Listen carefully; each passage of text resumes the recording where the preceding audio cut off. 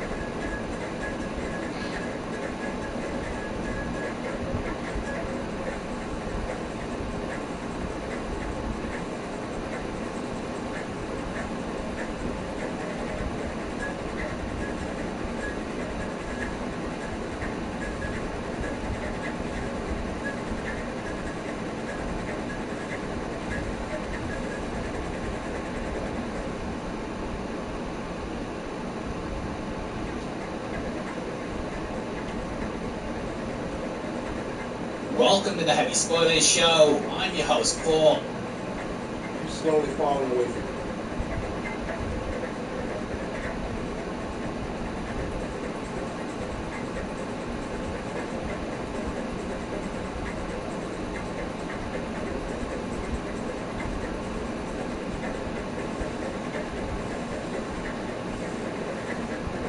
Uber Eats is giving away $10 million in free Domino's Pizza.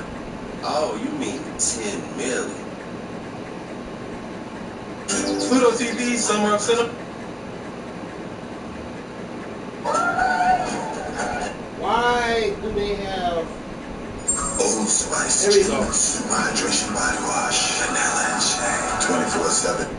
Welcome back to New Rockstars. I'm Eric Boss, and this is a breakdown of the ending and post-credit scene of Deadpool and Wolverine. Spoiler warning! I know it's early, but millions of people are seeing this movie as we speak, and we wanted this video to be here to provide some answers for folks coming out of their screenings. And there's actually a lot to break down here, because Deadpool and Wolverine is not just a cameo fest. It is a tribute to the legacies of Hugh Jackman's Wolverine, to Ryan Reynolds' Deadpool, and to various early-era Fox Marvel characters who paved the way. So, this ending is best understood as a salute to that era, and its post-credit scene wraps it all up nicely, but some questions remain about the multiverse logic and when we will see these characters next. And before I get into it, I am wearing our Choose Your Fighter shirt, inspired by these X-Men characters, available at nerdriot.shop, and grabbing one of these is a great way to celebrate this moment and support New Rockstars, and also look ahead to, oh, I don't know, people like Thor that they may be running into in the future. Okay, with another spoiler warning, let's go. Okay, there is one post-credit scene, and it reveals what really happened with Johnny Storm, the Human Torch, with Chris Evans returning in the role from the 2005 Fantastic Four, 2007 Fantastic Four Rise of the Silver Surfer, before Marvel Studios recast him as Captain America Steve Rogers, and features Johnny saying some of the most foul-mouthed things this actor's ever said on camera, so that we all collectively are playing the Boy Scout role of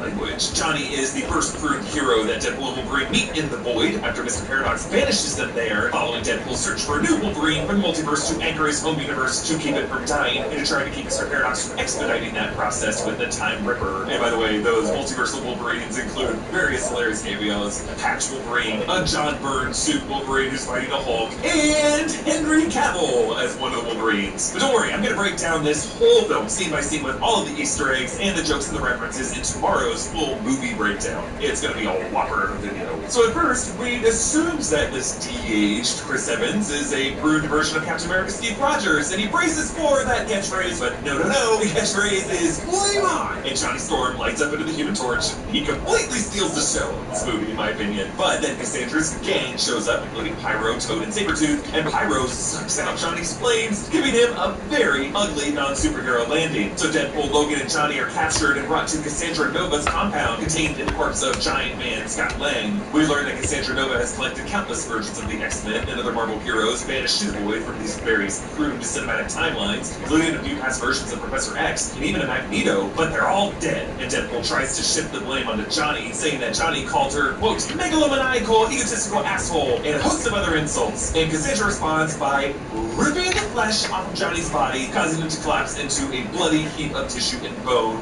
A death not unlike, the amazing cameo followed by a quick death of the members of the Illuminati and Multiverse of Madness. Now throughout this movie, Wade tries to defend himself over this and claims that it wasn't his fault, that this is actually what Johnny said, but no one believes him. So Deadpool and Logan escape the compound, and they meet Dr. Pool and Nice Pool. They fight in the Honda Odyssey, and then they get taken in by X-23, Laura Daphne Keene, who lives in this lair with other forgotten Marvel heroes, including Jennifer Garner as Elektra Natchios from the 2003 Daredevil film and the 2005 Elektra film, and Wesley Snipes as Blade from the trilogy of Blade films starting in 1998, a trilogy that included Ryan Reynolds start with Marvel as Hannibal King in 2004's Blade Trinity, and then Channing Tatum as Remy LeBeau Gambit, who was attached to a Gambit movie in the early 2010s, but that movie was stuck in development hell, and this is kind of just the Gambit that never got to be. Now, we've learned that Johnny Storm was part of this group, but Deadpool maintains that he did not lie about what Johnny said. So Wolverine confesses to Laura that he wears the yellow and blue suit because in his home universe, his Scott Summers, Jean Grey, Storm, Beast, all begged him to wear this suit, and he never did. But he left the mansion one day, and the evil forces of humanity, maybe the FOH or the OZT or some other group, it wasn't specified, but these humans came toward the X-Men and killed them all. And in order to kill them all, I assume it must have been Sentinels, right? Or maybe it was the OZT with like Bastion leading the charge. We're not sure. Wolverine holds himself responsible responsible for turning humanity against the X-Men, though, and from here on, he went on a killing spree, killing various people over the years, and Wolverine continues to wear the suit to remember the team that he was a part of. We also learned that Mr. Paradox and the TVA put Cassandra in the Void, and that she's a wild card who can leave the Void whenever she wants, but she chooses to stay there because in this Void, she can rule as a tyrant. So it is implied that every time we see the Void in the Loki series, Cassandra and her compound are elsewhere in the background of it. And we learn that Pyro has an understanding with Paradox to make sure Deadpool and Wolverine,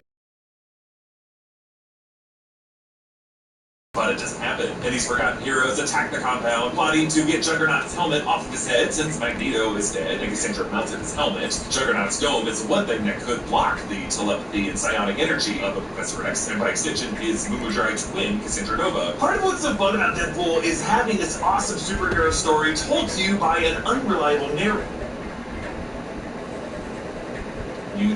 Wolverine lets Cassandra probe into his mind, and she takes him to an astral plane with rows of gravestones representing the X-Men that he let down, but it was actually a distraction, because in this moment, Laura has tossed Juggernaut's helmet up to Deadpool, and they plop it on Cassandra's head, but then Pyro shoots her, so they remove the helmet to allow her to heal, and to thank them, she lets them use her sling ring with chunks of the Reality Stone and a Time Stone in it, which she had stole from a variant of what she calls a magician, referring to Doctor Strange, whom she killed, and using this, they use a portal to let them escape back to Universe 10005. They return to Deadpool's Vancouver neighborhood, where Paradox has set up a TVA station with the Time Ripper in a subway station. Cassandra Nova now plans to use this Time Ripper to destroy universe after universe, so that all that will be left is the Void, and that she can rule over everything as a queen.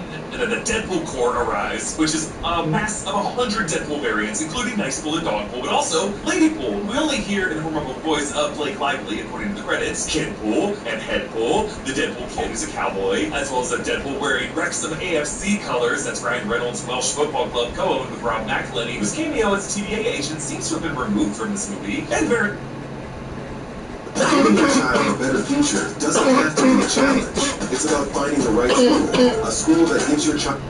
It's others that all break down in tomorrow's video, but Deadpool Prime insults them all by saying that the multiverse is kind of an overdone trope, and that it was really done best back in the late 30s with the Wizard of Oz. And you know what? I don't disagree. The Deadpool Corps attacks, and Deadpool Prime uses Nicepool as a human shield until his head explodes, because we learned that Nicepool cannot regenerate, does not have healing powers. Deadpool finally gets Nicepool's gold-plated Desert Eagles, and Wolverine finally dons his mask. And the two go to town on the Deadpool Corps in an incredible long take, including through a bus that includes a shout-out to Stan Lee in his 1922 birthday, as well as an ad for Raymondo's Marvelous Soup, which is a nod to Raymond Chan, the longtime Marvel art director who just passed away in April 2024. He actually gets a tribute in the closing credits, along with Henry Delaney, who's Rob Delaney's son, who tragically passed away. Get a game in first. The Deadpool Corps regenerates, but they are charmed by the arrival of Peter, who wears Deadpool's suit, the Drive Max locker, and, really stuffed part of himself into it. Wade and Logan go to the subway station to stop Cassandra Nova from completing the power-up process of the Time Ripper, which has already begun to spaghettify this reality, as we saw in Loki Season 2.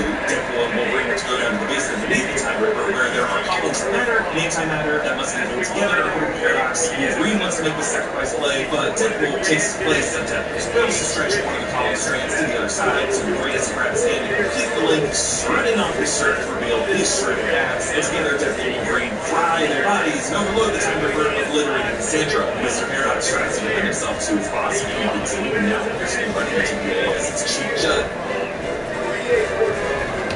And, really stuffed part of himself into it. Wade and Logan go to the subway station to stop Cassandra Nova from completing the power-up director who just passed away in April 2024. He actually gets a tribute in the closing credits, along with Henry Delaney, who's Rob Delaney's son, who tragically passed away in 2018. The Deadpool Corps regenerates, but they are charmed by the arrival of Peter, who wears Deadpool's suit, the Drive Max locker, and, really stuffed part of himself into it. Wade and Logan go to the subway station to stop Cassandra Nova from completing the power-up process of the Time Ripper, which has already begun to spaghettify this reality, as we saw in Loki Season 2.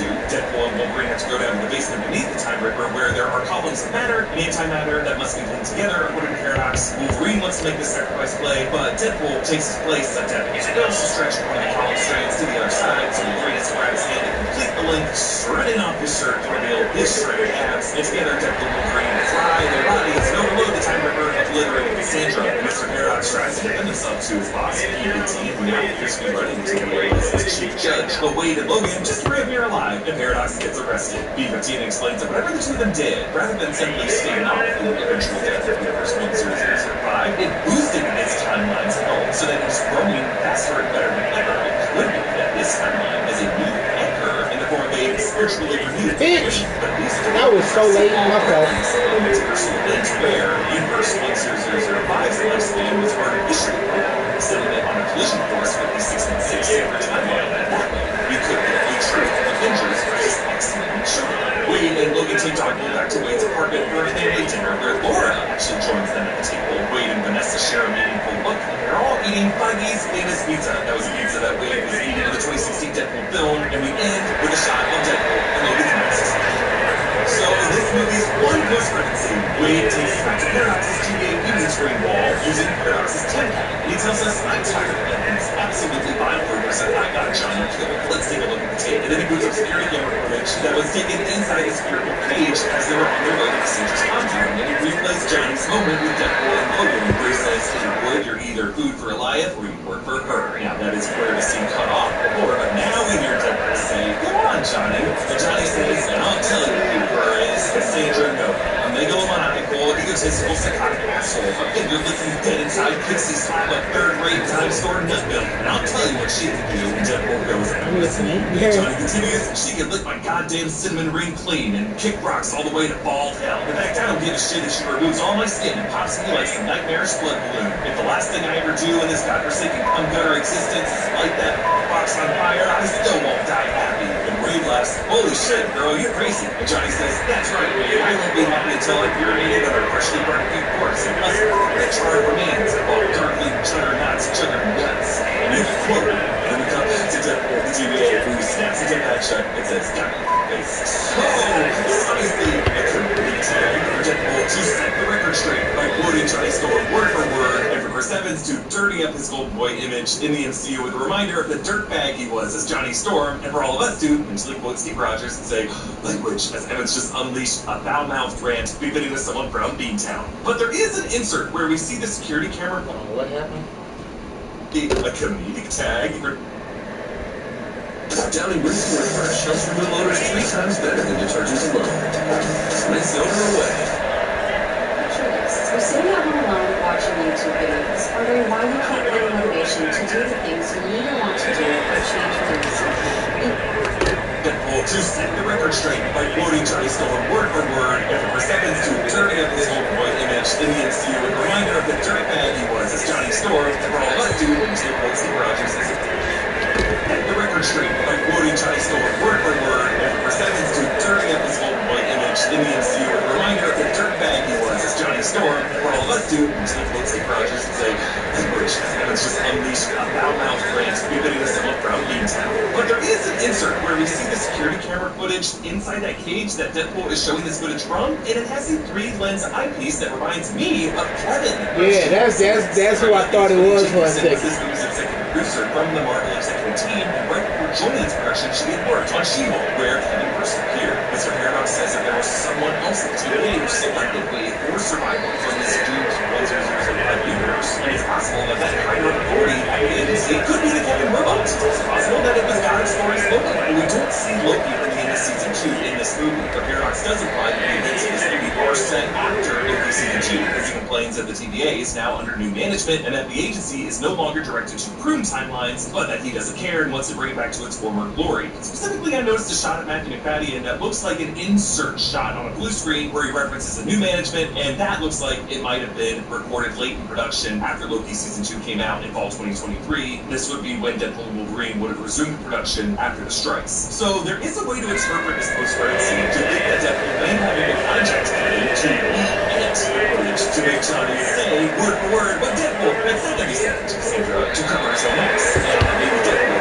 was very controlling of something with what he did, but I don't know if that's the case. I just think this is redemptive moment for Deadpool where he's like, I'm telling you, he actually said that. Perhaps the biggest question in this movie concerns Boys got 5 points, that's crazy. Two Avengers movies specifically Screenshot that Secret shit. That Wars, boy as the got Secret 5 Wars points. #5 comic from 2015 with God Emperor 2 on the cover is still visible in the trailer for that Fibonacci model. And there was a never answered question of the footage that Wade sees in the distant future with Thor holding him while he was dying. Throughout this movie, whenever Deadpool is napping or sleeping, he wakes up mumbling, God Thunder, or and suggesting that this vision is haunting him. But Thor never shows up in his movie, suggesting that this scene was inserted to tease a future moment that we might see in Avengers vs. X-Men or in Secret Wars. Maybe Deadpool will end up taking the place of Loki as the God of Stories holding everything together. And Thor might be thinking and bringing this brother back to him. So Laura joins Deadpool and Logan with Dog Boy at family dinner and hope there's a scene for Elektra, Blade, and Gambit. They were all in the center.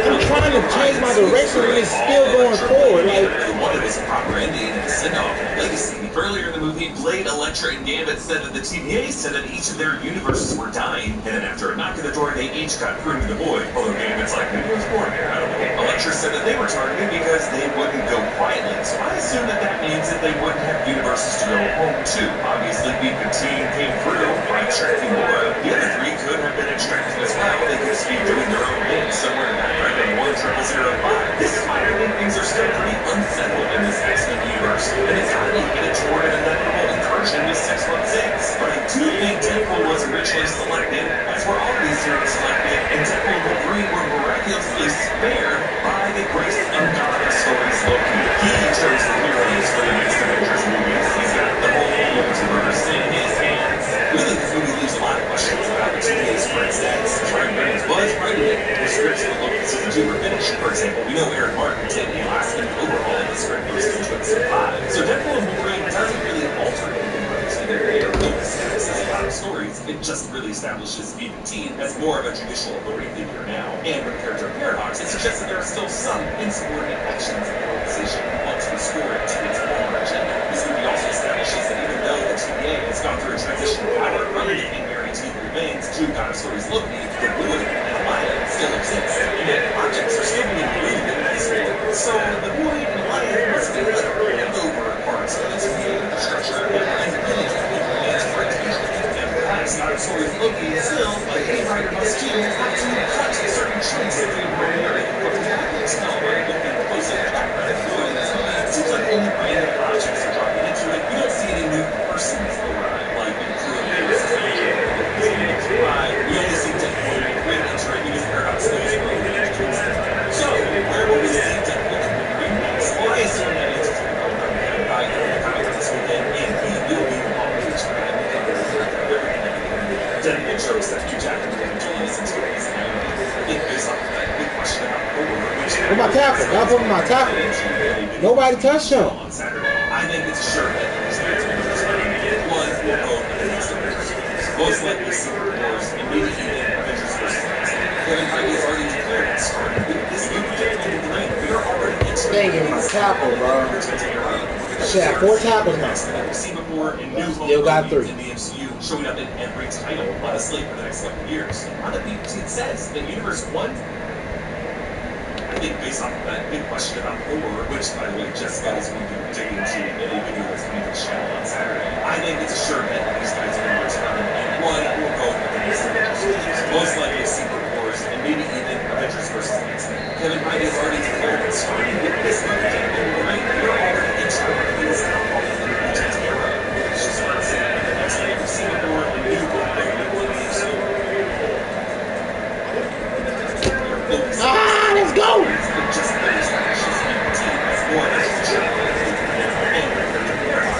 Oh, 3 of us trying to catch that bitch. We also established that even though the TVA has gone through a transition of power from the Mary T. Remains to God of Stories Loki, the Void and Alliance still exist, and that objects are still getting groomed into this void. So the Void and Alliance must be like holdover parts of the TVA infrastructure that were independent of He Remains' direct control. And perhaps God of Stories Loki still, like any writer must do, have to cut certain chunks of the overall narrative. But from what I can tell by looking closely at the background of the Void in this movie, it seems like only random objects are dropping into it. You don't see any new persons arrive, like in Crew of we only see Deadpool and Wolverine enter it because Paradox knows where Wolverine is. So, where will we see Deadpool and Wolverine next? Well, I assume that it's Okay, shit. and he will be the Paul Reach for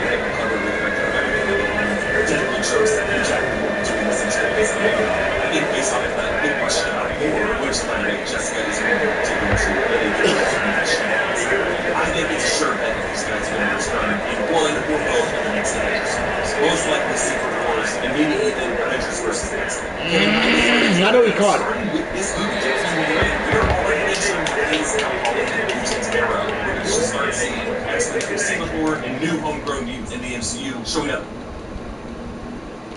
in Princeton there. So, where will we see Deadpool and Wolverine next? Well, I assume that answer's going to come from Kevin Feige at Comic-Con this weekend, and we will be in Hall H. We're going to have you covered with a breakdown of everything that we've learned. Deadpool jokes that Hugh Jackman will be doing this intro piece of that year. It based off of that big question about Thor, which that's me! I think it's sure that these guys are going to return in one or both of the next Avengers films. Most likely Secret Wars, and maybe even Avengers vs. X-Men. Kevin Feige has already declared that starting with this movie, Deadpool and Wolverine, we are what he is now calling the Mutant Era. We're going to just start seeing X-Men that we've seen before and new homegrown mutants in the MCU showing up in every title on the slate for the next couple years. One of the Mutant says that Universe 10005 is healthier than ever. It must put it on a collision course with 616, and the first in-person showdown in Secret Wars Bed could be a battle between Secret Titan 616 and Deadpool's Universe 1005. The universe that numerically has been the designation for the Fox Entertainment Universe, which means we will be looking at Avengers vs. X-Men. Comment down below with what you loved about this movie again, or what dinosaurs look like. The Void and Alaya still exist, and that objects are still getting moved along this board. So the Void and Alaya must be like leftover parts of this infrastructure that were independent of its attention. And perhaps Dinosaurs Loki still, like any writer must do, have to cut certain chunks of the overall narrative. But from what I can tell by looking closely at the background of the Void in this movie, it seems like only random objects are dropping into it. We don't see any new persons arrive, like the crew of the USS Eldred in Loki's 1 episode 5. We only see Deadpool and Wolverine enter it because Paradox Ghost Road influenced them there. So, where will we see Deadpool and Wolverine next? Well, I assume that answer's going to come from Kevin Feige at Comic-Con this weekend, and we will be in Hall H. We're going to have you covered with a breakdown of everything that we've learned there. Deadpool jokes that Hugh Jackman will be doing this until tonight.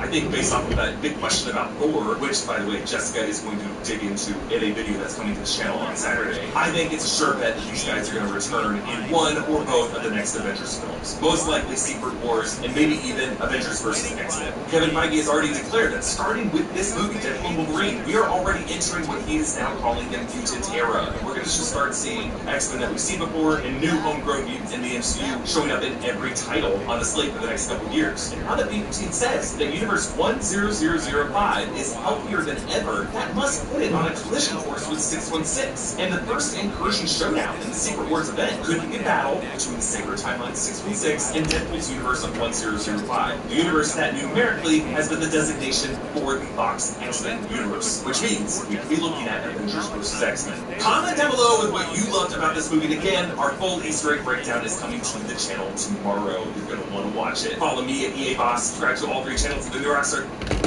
Damn, I meant to click on something that was already suggested.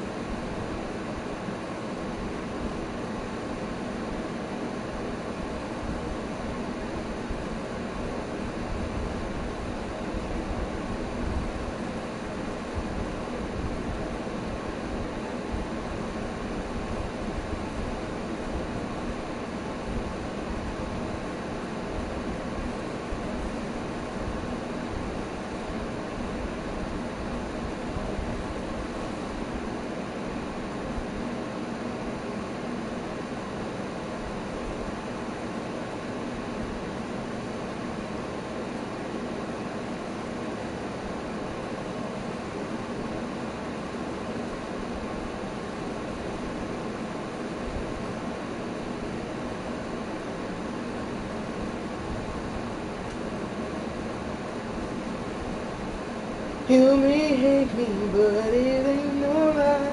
Bye, bye, bye.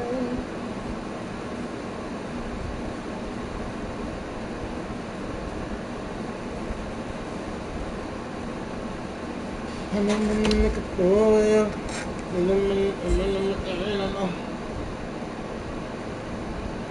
Before I start eating, I'm gon' load another bowl of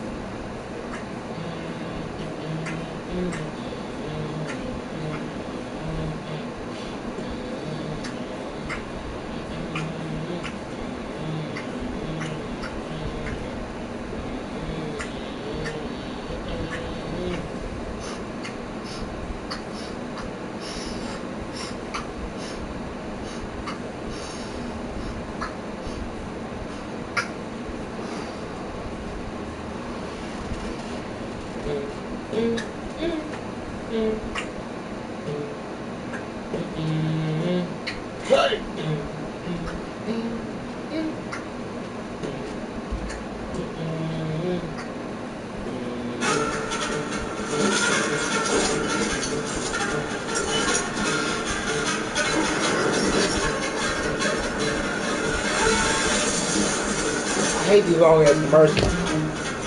Or advertisements, whatever you want to fucking call them. When the sawdust settles and the engine finally roars, the thing you care about. There we go. Welcome back to New Rocks. Sorry, Jessica, but no. Sorry, Jessica, but no. Not right now. Not right now, Jessica. I love you. Way better than, hi, it's me, MT. Stupid looking ass, bro. I can't even just say MT. I gotta say, hi, it's me, MT. Stupid ass, bro. Fuck. And I gotta say stupid ass every time I say, or looking ass, or head ass. It was one of the three. I gotta say every time I say that. I'm sorry. I'm sorry. I got no beef against that man. It's just like,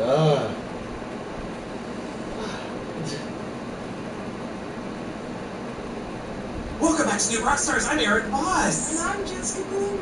And we just walked out of Hall H here in San Diego. We have the Blue Dungeon remote set up here in San Diego outside of Comic-Con because we just saw Marvel's presentation for their upcoming slate. And we saw and Jessica and I are going to break down all the stuff we learned about the upcoming titles because we could not be more excited. So we got why she not wearing the glasses? Because I'm about to say her eyes so closed. Play reaction and discussion about this, go over to the Break Room channel because that's where we uploaded our minute.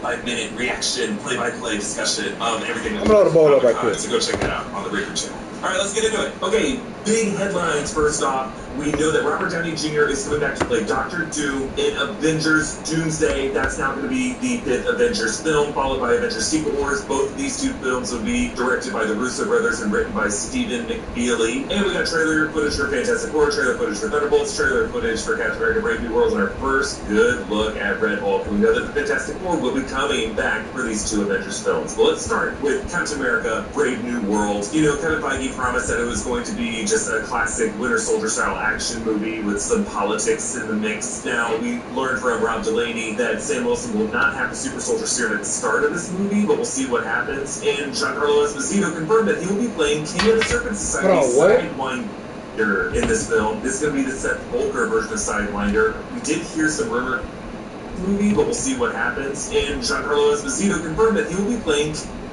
with some politics in the mix. Now, we learned from Rob Delaney that Sam Wilson will not have the super soldier serum at the start of this movie, but we'll see what happens. And Giancarlo Esposito confirmed that he will be playing King of the Serpent Society Sidewinder in this film. This is going to be the Seth Volker version of Sidewinder.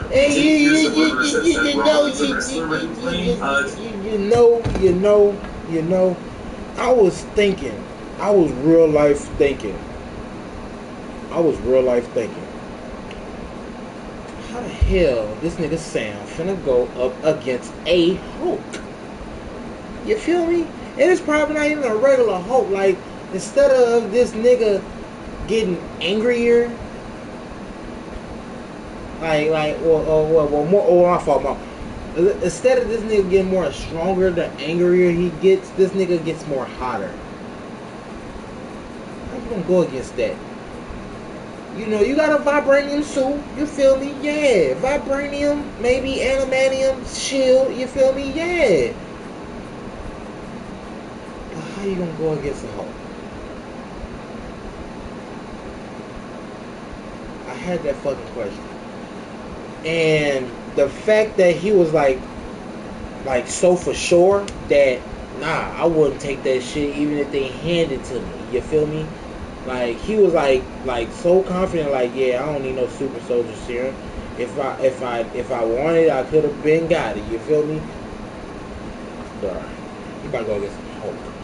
Character from the Serpent Society, but all that footage was scrapped, and then they brought in Giancarlo Esposito to do a new version of the character that's on part of these reshoots. Now, talk about this trailer footage. So good. It begins with the scene that we saw Sidewinder in this film. It's going to be the Seth Volker version of Sidewinder. We did hear some rumors that Seth Rollins, the wrestler, might be playing a character from the Serpent Society, but all that footage was scrapped, and then they brought in Giancarlo Esposito to do a new version of the character that's on part of these reshoots. Now, That's messed up. This trailer We need to talk so good. It begins with the scene that we saw in trailer footage of President Thaddeus Ross at this Global Unity Summit, where he's talking about what is now officially called Celestial Island. That's what they're calling Tiamat in the Indian Ocean. And he talked to all these other world leaders saying, you know, we do what we always do. We start fighting over it in a turf war. But he says that he found a new element in the ruined remains of this giant celestial, and he called it the A-word, adamantium. And he said that this needs to be a resource that belongs to the entire planet, something that we share. We also saw an extended scene in the White House Blue Room where Thaddeus Ross says, hey, thanks for coming, Sam. And he says, I want your help rebuilding the Avengers. And then Sam's face drops.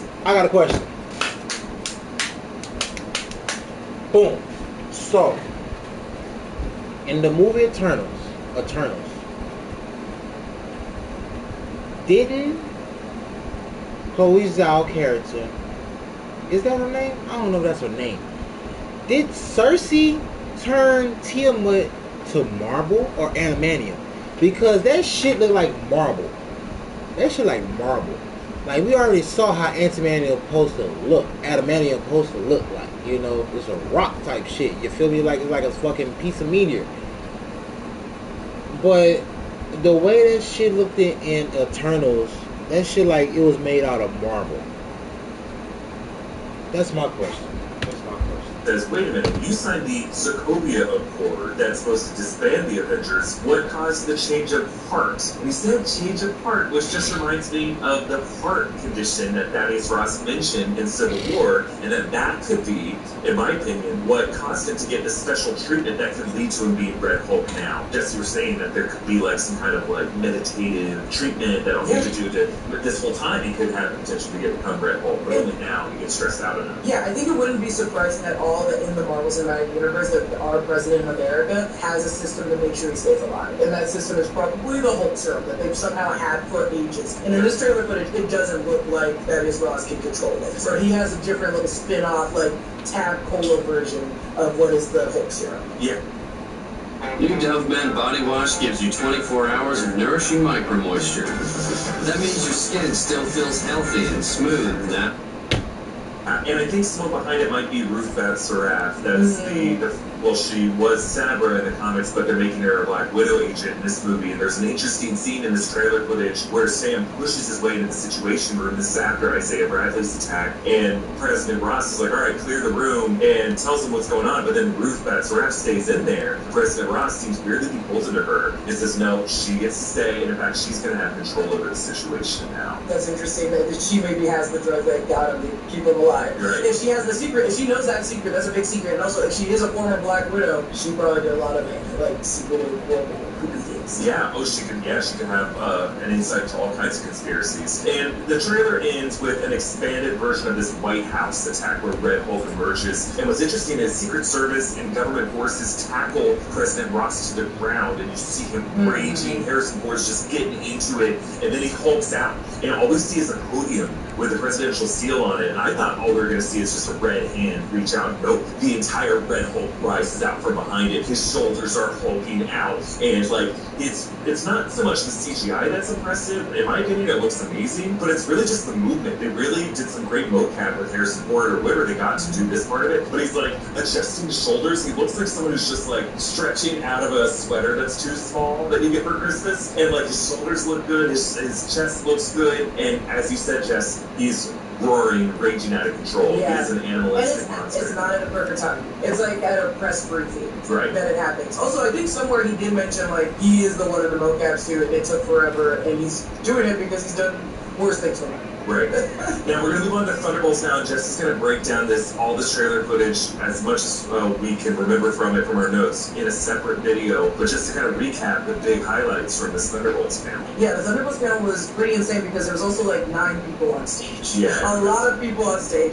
They also addressed the asterisk in Thunderbolts. The one thing we all want to know because it is very confusing. To which Kevin Feige still will not disclose the information. He will not tell us. No one knows what the asterisk means, and eventually we'll find out, and Eric will stop beaming about it. I hate it. They're allowed to. He does clarify though, the Thunderbolt's name and Thunderbolt Ross are 2 different things, and it's just because that's how comics are. Yes. You guys gotta stop running on Kevin Feige about this. I don't know why he's upset about it, but he is upset about it. Hannah John Cameron, who teases how Ava Starr, aka Ghost, is with other characters, and when I say that, she talks about how she ended the last movie she was in, which was Ant-Man and Wasp, to now, how that character is going to act. Because remember how hostile, mean and damaged she was in Ant-Man and Wasp? How is she going to be on a group of team? Is she going to trust anyone? Because her own father basically blew her up. Right. We're going to talk about how that character works in this. Julia Louis-Dreyfus is playing Val, and she promises that Val wants more power and also wants to kick some ass. Then we get Thunderbolts trailer footage, and it centers around like some Black Ops extraction mission for Bob, aka Century, who is also Bullet. I think that's fine to disclose. It's insane. It opens with the young Logan knocking on Lex's door of her father, aka the Red Guardian. His apartment is disgusting. It is a mess. He's clearly not doing well in life, but he just wants to look like a good father. We get U.S. agent, aka John Walker, his toddler now, his little baby. He's reading on his phone an article about Really? a fallen hero because Well, he did have a girlfriend, wife. And is now disgraced. His phone is also in dark mode because his soul is done. I love that take. For Bob, aka Century, who is also Bullet.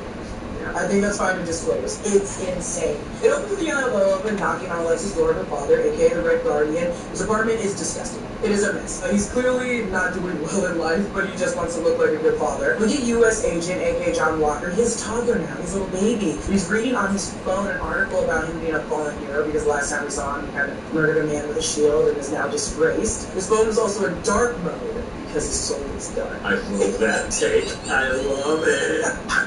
Wyatt Russell playing John Walker is a very fun character. He knows that everybody hates John Walker, and he made that very apparent during the panel. Yelena enters and has a secret base with lots of stuff covered in plastic sheets and paperwork all scattered around the place. It's kind of abandoned. They find Bob, aka Century, Bob Reynolds, played by Lewis Pullman, with wild, disgusting, messed up hair, and he's wearing like clearly a prisoner outfit. He is not, like, all of them are in costumes. He's clearly someone that's been kidnapped and forced into this. Like an abandoned government test subject no one wanted to guard. And it's so sad, this poor man. Everyone's like, we were brought here. And he's like, there's a brought here? I kind of was kidnapped and forced into this. Yelena fights with John Walker and Ghost, and she has like a new white mask and faces through her thrown knife and catches it. And then there's also Taskmaster, who also has a mask, and it's kind of confusing when you see both these characters because it's also dark. But Taskmaster is there, and I think Taskmaster has a kind of newish suit, and she should because the last one got busted up in Black Widow. They blast the doors and they shut down, trapping all of them in, and the red lights are blaring. They're clearly all being like taken as hostages, and Bucky washes his arm in a dishwasher. And this part is weird because remember, Rocket got Bucky's arm as a kid for Nebula. So maybe Guardians Holiday Special. So maybe he got it back. Honestly, I know that James Gunn made a joke out of it, but he's gonna have to address it. And maybe they'll do it here in Thunderbolts. But the Thunderbolts footage just feels like a Suicide Squad for Marvel, but it seems like instead of Suicide Squad doing a mission that's a suicide mission, they now have Val, who's making a team to make herself look really good. Yeah. And it seems like other than like the Mutant Saga, the Multiverse Saga, we're also getting into separate teams. And they just want to show who has the best team that they can create with a lot of money. Yeah. We all have a bunch of random downtime during the day that we don't really do anything with. take surveys and earn cash on Yugo. We learned the title of the Fantastic Four movie, which will be the third movie coming in 2025. It's going to be Fantastic Four First Steps, which we'll talk about what that title really means. And we did, by the way, get a confirmation that those three movies we just talked about will be the only Marvel movies coming out in 2025, which means Blade will be coming out in 2026 at the earliest. We didn't get an update about Blade during the entire Hall H panel. So Fantastic Four First Steps. Matt Shackman came out and just talked about his influences from retro-futurist 60s art from people like Sid Mead. And he said that when they were just doing some test footage, they looked at like different animal footage, which we were thinking, oh, maybe he's looking at some chameleon footage of like the way they can show Sue Storm's invisibility. They also just went out in the desert and shot rocks. They literally kicked rocks. Lost Louisiana, they came. Where can we find a low-cost health plan? What about a plan that Evan Moss Baccarat was not joking when he said they just looked at rocks to get the perfect boulder style for his look. We saw some early sizzle reel footage, and this was like a fully realized concept trailer, and it looked amazing. It begins with the Future Foundation, like some old TV footage of a Mr. Wizard type TV show from the 60s, with Reed Richards at a blackboard talking about parallel universes and lecturing some kids that are just not at all interested. And he does this voice, Pedro Pascal, that is just so nerdy and Professor Frink style, but not in a way that's grating, but just feels so charming and adorable. He's gonna make such a good Reed Richards, and already has a take. In fact, all of these characters know exactly what they're doing to these characters, and this movie is gonna rock Ben Grimm. As he talks to them, he goes, okay, who just wants to blow some stuff up? And the kids are like, yay! And then we go into some like 60s documentary found footage that clearly Matt Shackman shot on like a 16mm camera of just everyone on the soundstage in their costumes just ripping with each other. The chemistry among the four of these actors just seems so real. They really do feel like a family. We see Reed and Sue and Johnny and Ben as like astronauts preparing for the space launch. We see close-ups of their retro blue spacesuits and helmets. It honestly feels like Matt Reeves' original concept footage of the suit tests for Robert Pattinson, where it's just showing these characters just being in the suits and being these characters. But interspersed with this footage is like shots of the retro futurist New York of the Fantastic Car flying through. And yes, they did hover the Fantastic Car in the Hall H room. It just looked crazy. And then they keep cutting to other things. And we're reminded how Matt Shackman shot all the 60s footage for WandaVision. And this kid grew up on 60s TV land television because he just understands how this should feel. And there's like a dating game, like the match game or whatever it's called, Bachelor number 1, Bachelor number 2, Bachelor number 3, and the woman's like, I'll take Bachelor number 3, and the camera pans over, and it is the silhouettes of Reed and Johnny and Ben as the thing in the third chair. She chose the big boy. We don't see Ben, we just see his silhouette. But I think it also shows just like how great Ben is going to be as a person. Because remember, that's Ben's whole sadness is like, none of you are deformed like me. I was the one that got deformed. But he's a hard man, and everybody wants to be with him. We see them in the Baxter building, which is interesting. Like, there's a shot where Reed grabs Sue by the hip, and they're just like, yeah, we'll always be here. I mean, it's just feels so real and surreal in the best way. But the trailer ends with an amazing shot from inside the Baxter building, and Galactus looms in. Seems a lot smaller than Galactus should be if he's a planet devourer, I will say. But he leans in, and his eye just looks in through the window, and we're all terrified. Now, this is concept footage, so we don't know if anybody outside of us in Hall H will ever see this. I think they just wanted to give attendees like Jessica and me a sense of what this is going to feel like. But just on vibes alone, I'm ready for this. It's so cute. It's so good. It does a really, and I know Joseph Quinn mentions it a lot during the panel, how family is first, but this is the essence of family. That came through with that footage. Yeah. It was like, oh, this is a family that's working together, teaching the next generation. They're beautiful. Here they are creating, da-da-da. Now what happens when this disaster happens? You get their powers. It honestly feels like the vibe of The Right Stuff or The First Man, and I think that's what they're going for by First Steps. They're going for the original NASA idealism of taking those first steps on the moon, but the first steps into what? Into the multiverse, into science as a concept? Because it seems like a celebration of science. We see this scene at the very beginning where Pedro Pascal is doing that voice, and he's like, you guys want to see like an explosion? And doesn't it not remind you of Kang in Loki season 2? Victor Timely show. It was the same kind of status. It wasn't the same like showing a bunch of adults that want to buy it, patent it, but it was still like, oh, look at this. Look at how this transitions. We've seen this exact stance, this exact scenario. And speaking of Kang, let's talk about the big announcements at the end of the panel. Again, no news about Blade, but they said that the Russo brothers are going to be directing the next 2 Avengers movies, and they did this thing where they're like, we have to get special directors to do it, but they showed a reel of just Captain America: Winter Soldier, Civil War, Infinity War, and Endgame. It's like, yes, we all know we like those movies. We know the reveal wasn't that big of a reveal, but I was like, I'm going to reveal what you guys are saying, the Russo brothers. You don't need to show me the footage they did. But it also kind of cements the fact that now the Russo brothers are known to be the Avengers directors. That seems to be the case. Never mind, Joss Whedon. Get out of here, Joss. Joss, get out of here! Get that Joss out of here! Now, we learned from a press release from Agbo, that's a production company, that Stephen McFeely of the Marcus and McFeely pairing, Stephen is going to be writing both of these movies. So there's Christopher Marcus and Stephen McFeely, and I guess they had a big breakup because one's taller than the other. I don't know. But only one of them right now is directing or is writing both of these scripts. But they introduced that they're going to be doing Secret Wars. They both have this relationship of reading the 1985 version of Secret Wars with the Beyonder as kids in the 80s. And then while they were Marvel directors, Jonathan Hickman Time Runs Out, 2015 Secret Wars came out. They said that they need to make one movie before Secret Wars that properly sets it up, and then they showed the title, and it was Avengers Doomsday. And the lights turned green, and we all know that Dr. Doom's coming. And then they're like, we need one actor who can play Dr. Doom. And then the stage filled with these creepy cloaked people with metal masks, and one of them was wearing green. And that person stepped forward, and who was it? It was Robert Downey Jr. So the scoops that you've seen going around that Robert Downey Jr. is coming back as a version of Dr. Doom is happening, and it just poses all these questions. But he said these specific words. He goes, new mask, same task. New mask, same task. And Anthony Russo repeated that just to make sure that we all heard it. So I think what they're saying is it's a different mask. It's like a different face than what you're seeing, but the task is the same. And I think what they're signaling is that the original game plan for Secret Wars and for what King Dynasty was going to be is the same. Let Raising Cane's take something off your plate this time of year by putting something on it with pan-battered chicken fingers. The Roche-Posay Double Repair Face Moisturizer. Double action for double repair and healthy looking skin.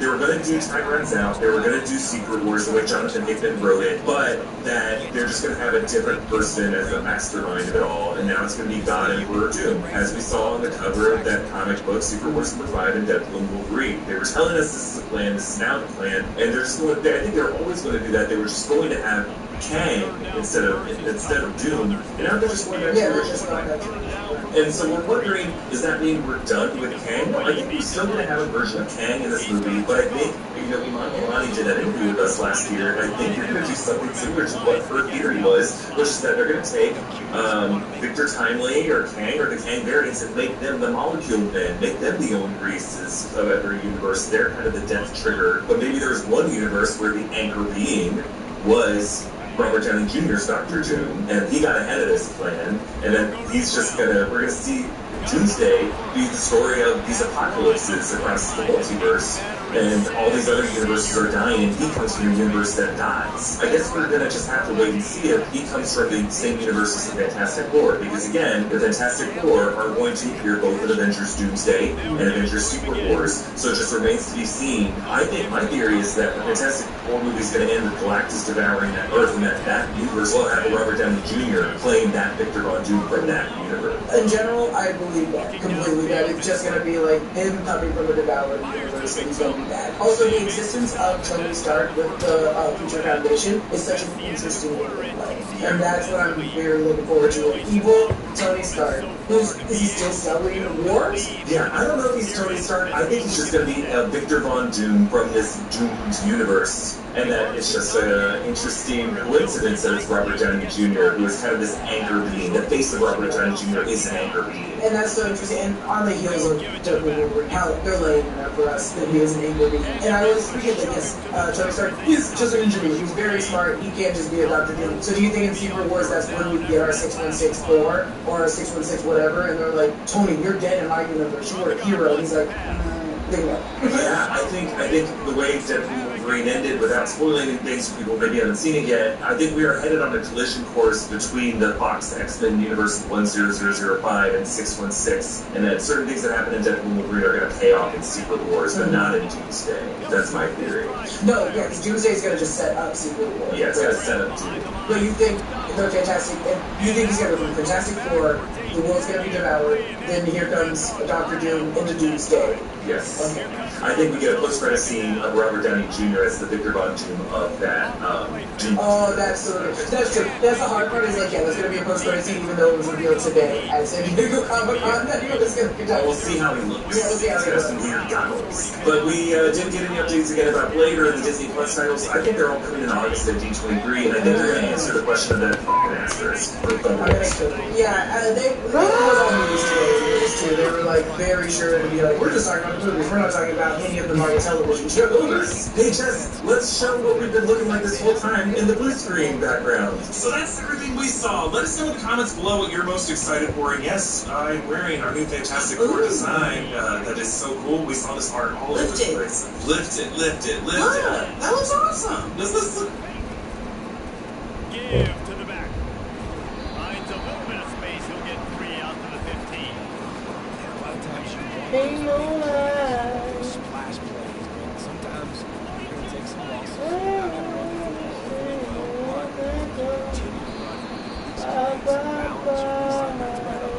Otherwise, you're just going to abandon it. Now it's just going to be a passing game. I don't like the play call. You're down this much against the best run defense in the entire country. You're just smashing your face against the wall. You're not going to get it done. To win this game, you're going to have to throw the ball to get back in. You make up the game plan and not a lot on the play sheet for this. 3rd and long from inside their own 20. Don't Trying to see make nothing magic with that his feet. good And the next. defense making a sure tackle just short on the first down.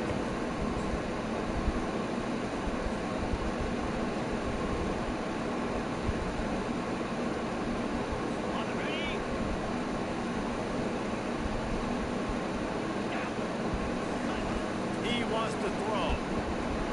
Setting up the screen. Not able to break the big one on that screen to the running back, but he found enough and a solid pickup on first down. A timeout is called as this offense tries to find a way to get more points on the board before the half. And now on Or works in 2008 Deadpool.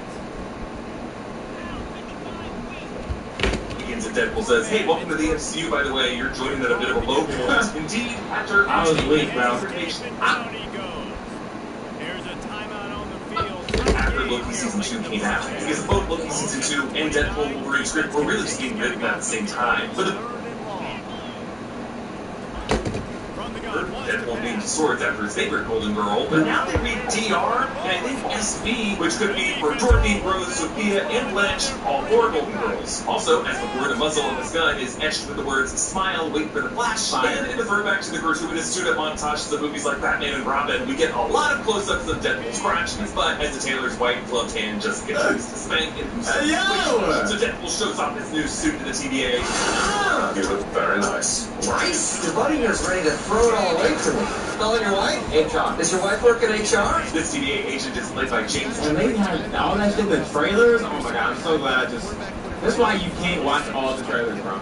Right, and he was the one with the I love you heart mug. But Paradox explained that Wade will not be able to take any of his friends with him, showing him his dying timeline. Using a similar interface that we saw in the Loki series, we see the line decaying. Paradox says that this happens when a universe loses its anchor being, saying, quote, an anchor being is an entity of such vital importance that when they die, their whole world slowly withers out of existence. This concept of an anchor being comes from Jonathan Hickman's Time Runs Out story. Guys, you know who our anchor being is on this planet?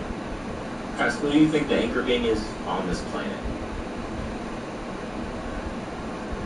You guys already got it. Someone said Duke. No, guys. It's Tom Cruise. LeBron James is probably a close second. It's Tom Cruise. Okay? It's Tom Cruise. Stay forward now. Line line, which leads to the 2015 Secret Wars crossover event. Bowman Reese, aka Molecule Man, we learn was installed in the Country universe by the Beyonders as an experimental time bomb to trigger the death of that universe. But Dr. Doom was interfering with that plan. But this idea of an anchor being is more of an organic, natural phenomenon. Like just come on, bro. That spawns into existence just has one all-important anchor being that nobody cares. And thousands of years after that anchor dies, that universe just starts doing fool, bro. Well, so we got time then. Who wonders what the anchor So I was about to say, like, damn, that's kind of crazy. Like, how it's kind of bullshit. of the MCU was? 100% JoJo Siwa. Hell no! Please no! I'm really clicking all the buttons, y'all. Practically, Tony Stark probably makes the most sense, and Marvel Studios wants to keep building on this idea as they seek to bring back Robert Downey Jr. in Secret Wars. Paradox says that the anchor of 10005, Deadpool's universe, and the universe of the Fox X-Men was James Hallett, Logan, Wolverine, and he pulls up Logan's death from the end of the 2017 Logan film, and all the TVA texts watch it as if it's their favorite movie. Logan says his dying words until this sort of feels like Paradox rounds along, probably longing for his own death. Paradox says that he's happy with just overseeing the eventual death It was of Michael Jackson. Was it Michael Jackson?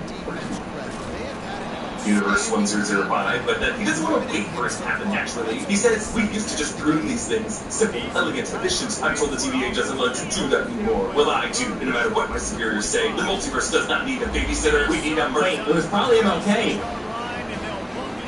Did MJ have more aura than Martin Luther King? Mercy Killer. And during this line, there is an insert close-up of Matthew McConaughey. Wait, oh my god, no. It's Taylor Swift. Wait, debate's over. I think it's actually Taylor Swift. It might actually be Taylor Swift. And looks like a composite background. Making me think that it might have added this extra. I'm locking that one in. I think it might actually be Taylor Swift. Line about the TVA's new policy late in the production after Loki Season 2 came out. Because both Loki Season 2 and Deadpool Wolverine script were really just being written at the same time. But the babysitter that Paradox is referring to would be B-15, but she is carrying out the will of God of Stories, Loki. So we don't know if Paradox knows that Loki has taken over the organization, or if he's just seeing the TVA from the perspective of middle management, and he just got a memo that said his job changed. So Paradox's resistance is what the TVA really is. It has internal divisions and factions that resist change and covertly are able to use parts of it for their own agendas. Paradox unveils his mercy-killing machine, the Time Ripper, saying once completed it will allow me to destroy the space-time matrix of your universe. Later, when we see the Time Ripper in action, its insides make it look like it's composed, or at least powered by, dozens of reset charged canisters from the Loki series. And remember, each one of those could prune a single branch in the timeline before that branch crossed the threshold at least. So it makes sense that it would take dozens of these powered by columns of matter and antimatter underneath to completely spaghettify an entire trunk of reality. Deadpool headbutts Paradox and leads to grab his temp pad, planning to find a Wolverine who can fill that anchor spot. This shit was funny. On the face of that TVA tech, but instead he just opens the time door and takes the guy's money. But there's something I gotta talk about here. Editors are really the hidden superstars of every YouTube channel, but particularly on New Rockstars, we would not be able to do anything without our editors. W, mother effing ass. Okay. WA. Deadpool breakdown into place the movie.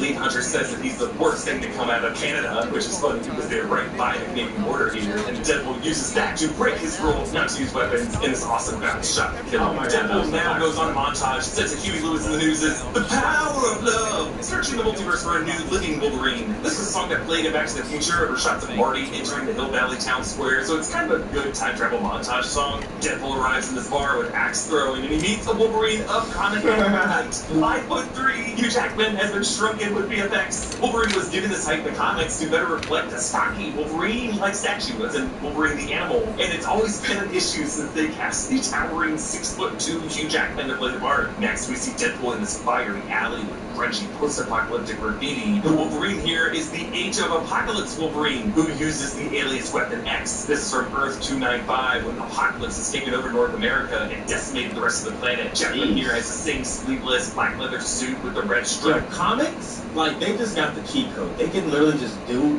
what the fuck ever, bro. And it's just like infinite.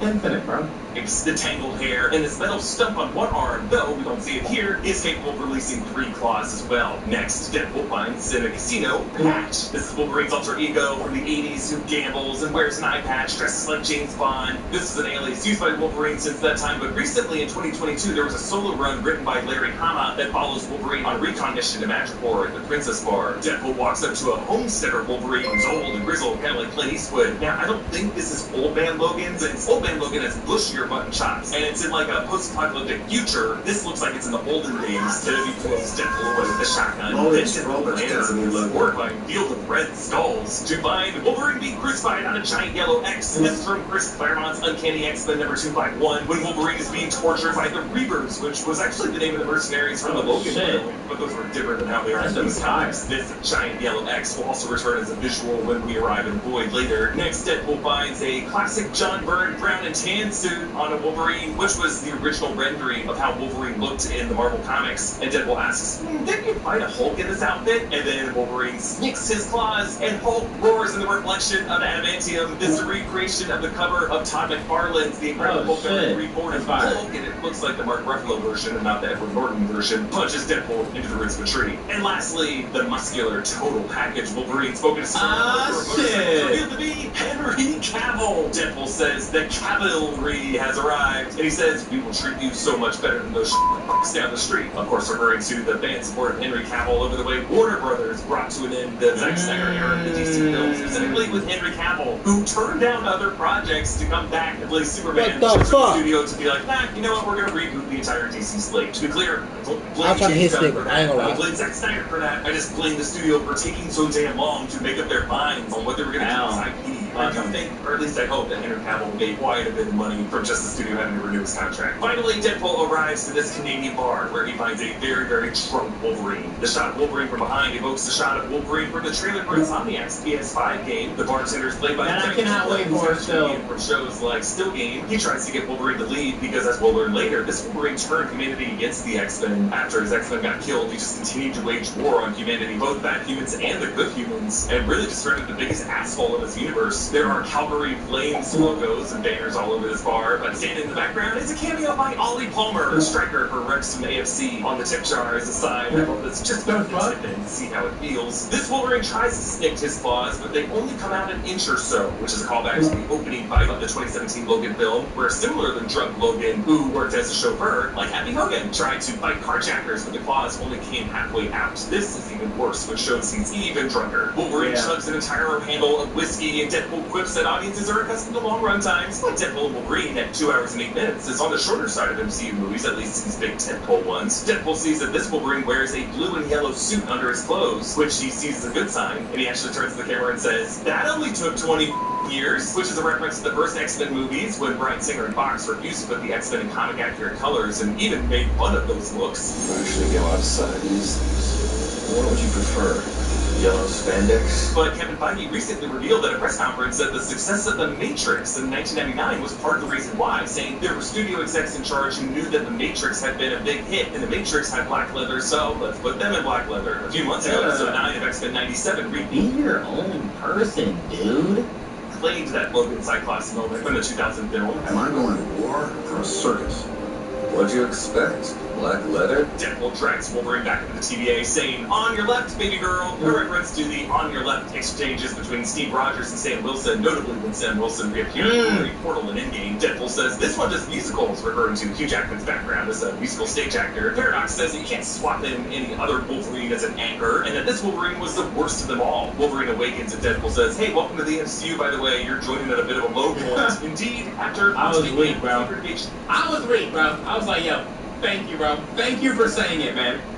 Thank you for saying it, because apparently I'm a hater when I say it. In the Marvels, the MCU had a pretty mixed 2023, but I think we should recognize a low point for the MCU is probably a high watermark for most other Hollywood franchises. I mean, it's like superhero movies, though. Like, They're superheroes, man. Threats to use his Black Belt and Karen to snitch on Paradox and his team are going off the book, and Paradox prunes them both to the Void. Now again, the Void of the Loki series is where the TVA prunes redundant people and things from erased timelines. Throughout this part of the movie, though, you can see stuff continuing to drop into the Void. Yeah, what did you find? What did you find? David Loki season 1 episode 5, and while that seems to contradict the TVA's new mission of no longer pruning timelines, consider A, we don't see people being pruned now, and B, the universes that lose them. No one has superhero fatigue. How you gonna speak for everybody, bro? Their anchors still naturally end up in the Void, regardless of what the TVA does. Now, there's a large 20th Century Fox logo, which itself is a huge meta leap, because it's saying something from outside the reality of any of these movies. A studio title bumper is prunable to the Void, but, it's not like the 20th Century Fox logo exists in our reality. Like, you can't drive around Century City in LA and be like, oh, there it is. No, it only just exists whenever you watch a movie or a TV show. It's technically kind of like on the border of the media itself, kind of like the Disney Plus loading screen in She-Hulk. But more importantly, symbolically, this represents the movie's theme, that it's not just these characters with their own realities getting erased, it's really their cinematic existence within the minds of viewers that ends up fading from memory with these studio acquisitions. Like sometimes with these streaming wars, when one studio gobbles up another, you can't even find this IP on any streaming platform anywhere, and hopefully you have physical media of it, which just a reminder, always buy physical media, you never know what's going to happen. But while Universe 1005 and this movie is still intact at this point in the movie, seeing the Fox logo here might suggest that the erosion has begun, that the studio title bumper at the beginning of any of these movies has already gotten erased. But I think my favorite detail is the studio logo is buried in a way that leaves the X in Fox exposed. There's a very deep cut nod to the way the Fox logo would fade to black before several X-Men movies, but leave the X glowing for a few extra frames. Oh, that's fire. X-Men. Particularly in this film, the unburied X suggests that all other Fox Marvel titles have been pruned, Daredevil, the Fantastic Four, but that the X-Men, through Wolverine and Deadpool, are still hanging on by a thread for now. Deadpool wakes up on the dusty ground. To the left is a comic book, Jonathan Hickman's Secret Wars #5 from 2015, which shows on the cover God Emperor Doom forming out of the Beyonders and Owen Reese. This is the issue that reveals how Dr. Doom powered up into God Emperor by using Beyonders' universe death triggers. Wait, what? Conduits to absorb the Beyonders' power, and it's that power that Doom used. We still number 4, bro. That was between universes crazy. Yeah, fucking Texas A&M and Alabama number 2. Like, come on, bro.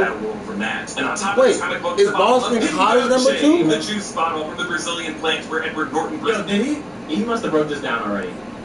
Because he don't seem like that excited how he would usually get excited. Holy shit! What the? Hello? Banner worked in the 2008 Incredible Hulk film. Remember, he bled onto the assembly line, getting a bunch of Bingo Dolce drinkers sick, including Stan Lee. Another Canada reference for Ryan Reynolds. A SHIELD helicarrier. This from the trailer. Okay, I was about to say, yo, that's kind of fucking huge. Actually, might have even been the one that Wade fought Francis on in the 2016 Deadpool movie. A Chitauri Leviathan from the Battle of New York in the 2012 Avengers film. A metal boat that our colleague Evan Yee thinks could be one of those two losses by Apocalypse and X-Men Apocalypse, and then a multi-mast wooden ship that might be the sunken Station Maria that we saw in Loki season 1 episode 5. Two losses. And then in the further distance, another shot from the caravan rolls up. The Golden Gate Bridge, which is moved by Magneto in X-Men The Last Stand. There's also an overturned car that I was trying to figure out, and a winged helmet that looks like it belonged to a variant of Thor. And just a reminder that elsewhere in the Void is Thor's Throg variant, Throg, and a Thanos copter. A lot of weird stuff in the Void, guys. Now, the opening domes of AC/DC's Hell's Bells ring out as Deadpool and Wolverine face each other down. We get a close-up of Wolverine extending his claws, and I love how his gloves have these little adamantium sheaths on the knuckles. Meaning this suit was designed for Logan by Beast, or Charles, or Scott, or maybe even Forge, so that it would have adamantium sheaths just to keep his gloves on straight without his snifting claws messing anything up. Deadpool kickflips his ammo into his guns and he catches it midair, and Wolverine crawls on all fours. It looks so good. This fight is brutal. At one point, when he crawled on all floors, all fours on the floor, dude. I'm telling you, the theater was like, yo, yes!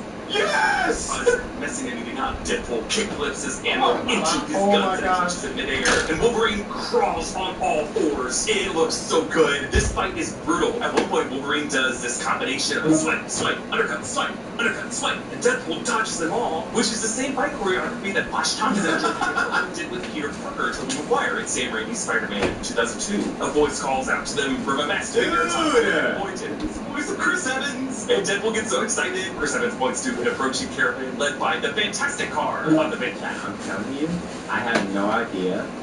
I had no idea. Up until he said, he's gonna say the thing. And I was like, yeah, why would he say that though?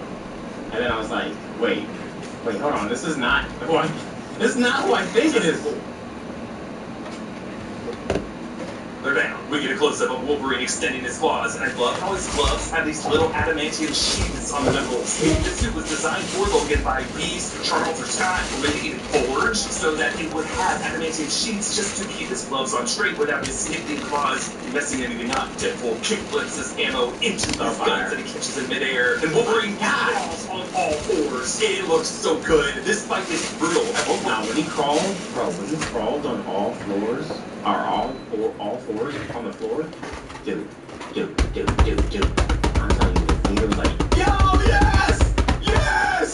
Messing anything up. Deadpool kickflips his ammo into his guns and he catches in midair, and Wolverine crawls on all fours. It looks so good. This fight is brutal. At one point, Wolverine does this combination of a swipe, undercut, swipe, and Deadpool dodges them all, which is the same fight choreography that Flash Thompson and Joe Piero did with Peter Parker, Tobey Maguire, in Sam Raimi's Spider-Man 2002. A voice calls out to them from a masked figure pointed, and it's the voice of Chris Evans. And Deadpool gets so excited. Chris Evans points to an approaching caravan led by the Fantastic Car on the bench. I'm telling you, I had no idea. Up until he said, he's gonna say the thing. And I was like, yeah, why would he say that though? And then I was like, wait, hold on, this is not who I think it is. For a version of which we saw in the 2007 Rise of the Silver Surfer movie, but this is a more retro version. There's a V-16 coupe, the car driven by Red Skull in the first Captain America movie in 2011, but this one is patterned with Tony Stark's Ford Roadster plate pattern with an Iron Man hood ornament instead of the Hydra logo that was there in that Mercedes-Benz hood ornament spot. Then the cupcake truck from the Moon Knight series, the one that Stephen Grant had to drive through the Alps. And didn't watch that shit. Didn't watch that shit. And then there's this larger tank pulled by Is Dr. Monte in, or is he working security? Several motorcycles, including a Hydra motorcycle from the first Cap film, and a motorcycle Steve Rogers drove. God is great, God is good, last thing for the food bar. I think we're good. It's operated by the Canadarm. He's been begging me to watch that show. That's the attachment that originally paired with the NASA Columbia shuttle, and they fly a flag that's an Avengers logo with an Anarchy A spray painted over it. Among this crew is Tyler Mane returning as Sabretooth from the 2000 X-Men film, and Darth Maul actor Ray Park returning as Toad from the same film. Sabretooth, remember, was I didn't even know that. From Cyclops, directed by Jean Grey, and Toad was struck by lightning by Storm, and one of the weirdest lines in all of comic book movie history. You know what happens to a Toad when it's struck by lightning? The same thing happens to everything else. And both Toad and Sabretooth ended up in Jesus Christ, right? Water. Aaron Stanford returns as Pyro, last seen in X2 and X-Men The Last Stand, who can manipulate fire, but not from the 2000 X-Men film, and Darth Maul actor Ray Park returning as Toad from the same film. Sabretooth, remember, was I didn't even know that. Blast from Cyclops, directed by Jean Grey, and Toad was struck by lightning by Storm, and one of the weirdest lines in all of comic book movie history. You know what happens to a Toad when it's struck by lightning? The same thing happens to everything else. And both Toad and Sabretooth ended up in Jesus Christ. Water. Aaron Stanford returns as Pyro, last seen in X2 and X-Men The Last Stand, who can manipulate fire, but not to create it himself. He was in that literally, like that, you know what happens to a horse when you shoot it? The same thing that happens to anybody else. Yeah, like, that's how a gun works. Yeah, that's how thunder works, I guess. It was so nice meeting you and Danielle at DreamCon this year. You guys are amazing and I enjoy y'all's streams so much. I hope Danielle likes her bracelet and I hope it fits. I appreciate you, like, bro.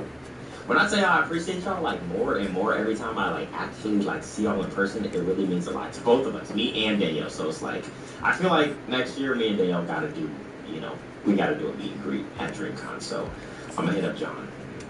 We'll get that happening because I feel like we gotta get more personal. We gotta talk more on a personal level, man.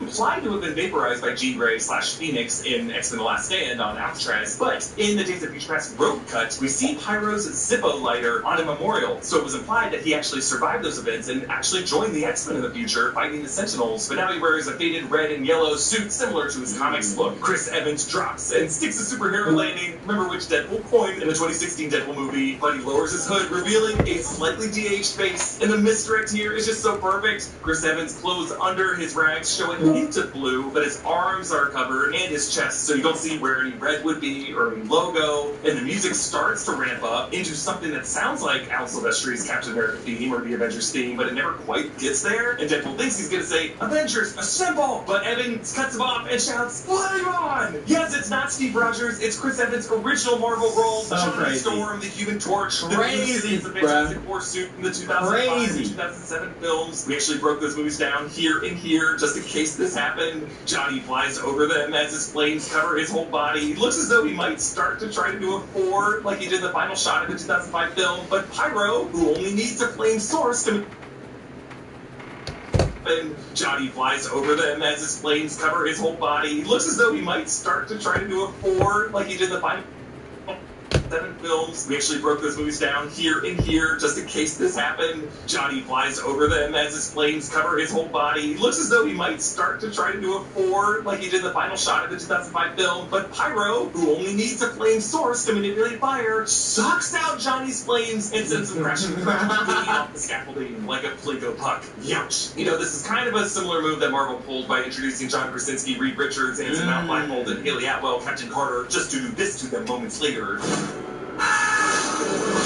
Sabretooth steps forward to fight Wolverine, but it's over quickly. Sabretooth is beheaded. Deadpool raises his head and says, Behold your queen, Furiosa! Still thinking the Void is like Mad Max IP infringement, they snare them with the magnets and trap them in cages to take them to see Cassandra. Now, as they head there, she's the beast and only I can tame her! Sidearm, you Narcos, aka Void Turtles, Lightless Birds. I love this movie. Okay, yeah, what is this? Change the voice of this fucking donation. What is this? Every time you say the word nigger with an I after it, it goes full on Uncle Ruckus knuckle dragging coonery.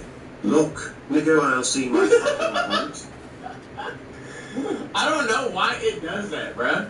Now, as they head there, on the hillside are a few Narvas, aka Void Turkeys, the flightless birds with metallic indigo plumage and purple floating ball heads, which we saw in Loki Season 1, Episode 5, which I believe was named after...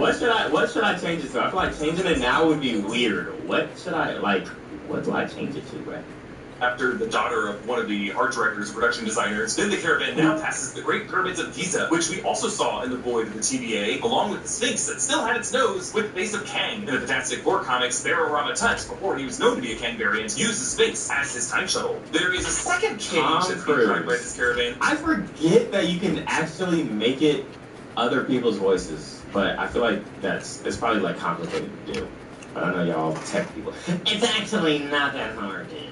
That looks like it's holding a TVA puncher. Now, in trailer footage, there is a cuffed TVA agent who gets snatched up by Elias, and I'm pretty sure based on BTS footage... No nigger, change it to anything or I'll start spamming nigger I'll all over this street. Dude, chill, bruh.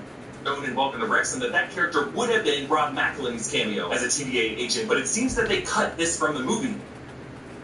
All over this street. Dude, chill. But I feel like what should I change it to? I feel like changing it now would be weird. What do I change it to, right? After the daughter of one of the art directors and production designers, then the caravan now passes the Great Pyramids of Giza, which we also saw in the Void of the TVA, along with the Sphinx that still had its nose with the face of Kang. In the Fantastic Four comics, Pharaoh Rama-Tut, before he was known to be a Kang variant, used the Sphinx as his time shuttle. There is a second cage that's being dragged by this caravan. I forget that you can actually make it other people's voices, but I feel like that's probably like complicated to do. But I know y'all tech people. It's actually not that hard, dude. That looks like it's holding a TVA puncher. Now, in trailer footage, there is a cuffed TVA agent who gets snatched up by Elias, and I'm pretty sure based on BTS footage... No nigger, change it to anything or I'll start spamming nigger I'll all over this street. Dude, chill, bruh. Known in Welcome to Wrexham that character would have been Rob McElhenney's cameo as a TVA agent, but it seems that they cut this from the movie, which is a pretty hilarious troll by Ryan Reynolds. Johnny did... agent, but it seems that they cut this from the movie. Niggo, I BTW change it to an American woman. I traveled 6,000 miles to shoot my cameo. I hope you enjoy it because the theater I was watching in had mistakenly cut it out. Since I know Ryan wouldn't do that, I look forward to catching the movie in my... Nah, that's funny. Which is a pretty hilarious troll by Ryan Reynolds. Johnny describes the void to them, saying Reed called it a metaphysical junkyard where anything useless goes before it gets annihilated forever. This tells us that Ewan Griffith's Reed Richards also got sent to this void too, but did not make it. Johnny mentioned Eliath, and Deadpool says, ooh, Eliath is in this thing from Loki Season 1, Episode 5? Hey, come on, that's my job, Deadpool. They drive past what looks like the Brooklyn Bridge as well, and then they arrive to Cassandra's compound, contained within the I wish I could watch, like, Eric's reaction to the movie, initial reaction to all the movie, knowing that he knows like so much shit already. Of Giant Man Scott Lang. All right, finally aged. The skeletal remains of Giant Man was a bleak visual from the Old Man Logan comics, but in that instance it was Hank Pym. Now it's Scott Lang. It is possible that this Giant Scott was that redundant Giant Scott in the background of the battle. What you think about Doom, bro? I'm excited. I'm happy. I'm happy about the Doom situation. I know people are saying it doesn't make sense. I don't like it. Well, actually, the comics say. I don't care about what the comics say, and I don't care about it not making sense in the Marvel universe. It's RDJ, bruh. Oh no. He's back. Sorry for what I've started. He's back. I now see that I have empowered the weirdos in chat to spam nonsense. I'm locked in. For that I humbly apologize. I'm locked in and I'm excited for what they do, especially with this movie being so damn good, bro. Earth Avengers And why is Thor crying? Endgame, when we saw him shoving a Leviathan through a portal at the same time that Scott was actually normal size with Hope in the Ant-Man. We should also remember that in the void in Loki Season 1, Episode 5, there was a giant helmet of Yellow Jacket. So I don't know, this could also be a Giant Scott from a fight with a giant Darren. The hands of Giant Scott open, and inside, several other cameos from past Marvel movies form. Cassandra's gang, Lady Deathstrike from... Monte won't watch The Boys until you watch Moon Knight. Well, he's actually missing something good, though. That's on him. X2, she was another one of Colonel Stryker's experiments who Wolverine plots. Jason Fleming returns as a teleporter Azazel from X-Men First Class. He was in the Hellfire Club with Sebastian Shaw, played by Kevin Bacon. Juggernaut returns from X-Men The Last Stand, played by a new actor replacing Vinnie Jones. The tattooed Callisto, a member of the mutant group. Also remember that in the void in Loki Season 1, Episode 5, there was a giant helmet of Yellow Jacket. So I don't know, this could also be a Giant Scott from a fight with a giant Darren. The hands of Giant Scott open, and inside, several other cameos from past Marvel movies form. Cassandra's gang, Lady Deathstrike from... Monte won't watch The Boys until you watch Moon Knight. Well, he's actually missing something good, though. That's on him.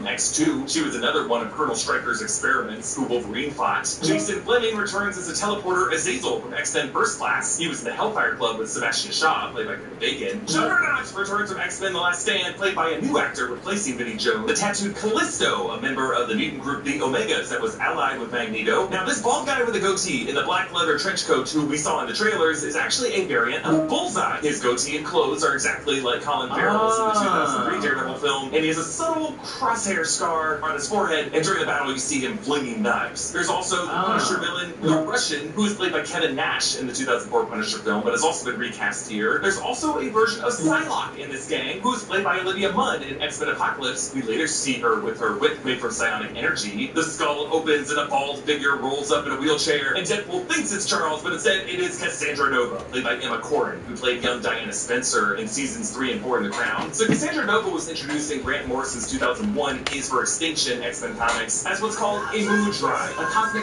shadow It was spirit. literally said it wasn't Tony Stark. That person is Victor Von Doom. Does he look exactly like Tony Stark? Yes, but are they the same person? Fuck no. Tony Stark was the universe's greatest hero. Victor Doom is the universe's greatest tyrant. It's simple. Dude, it's not about it being... We all know it's not Tony Stark. Dude, it's the same guy that played a character, You're yapping, okay? You're yapping. You're literally a yapper, dude.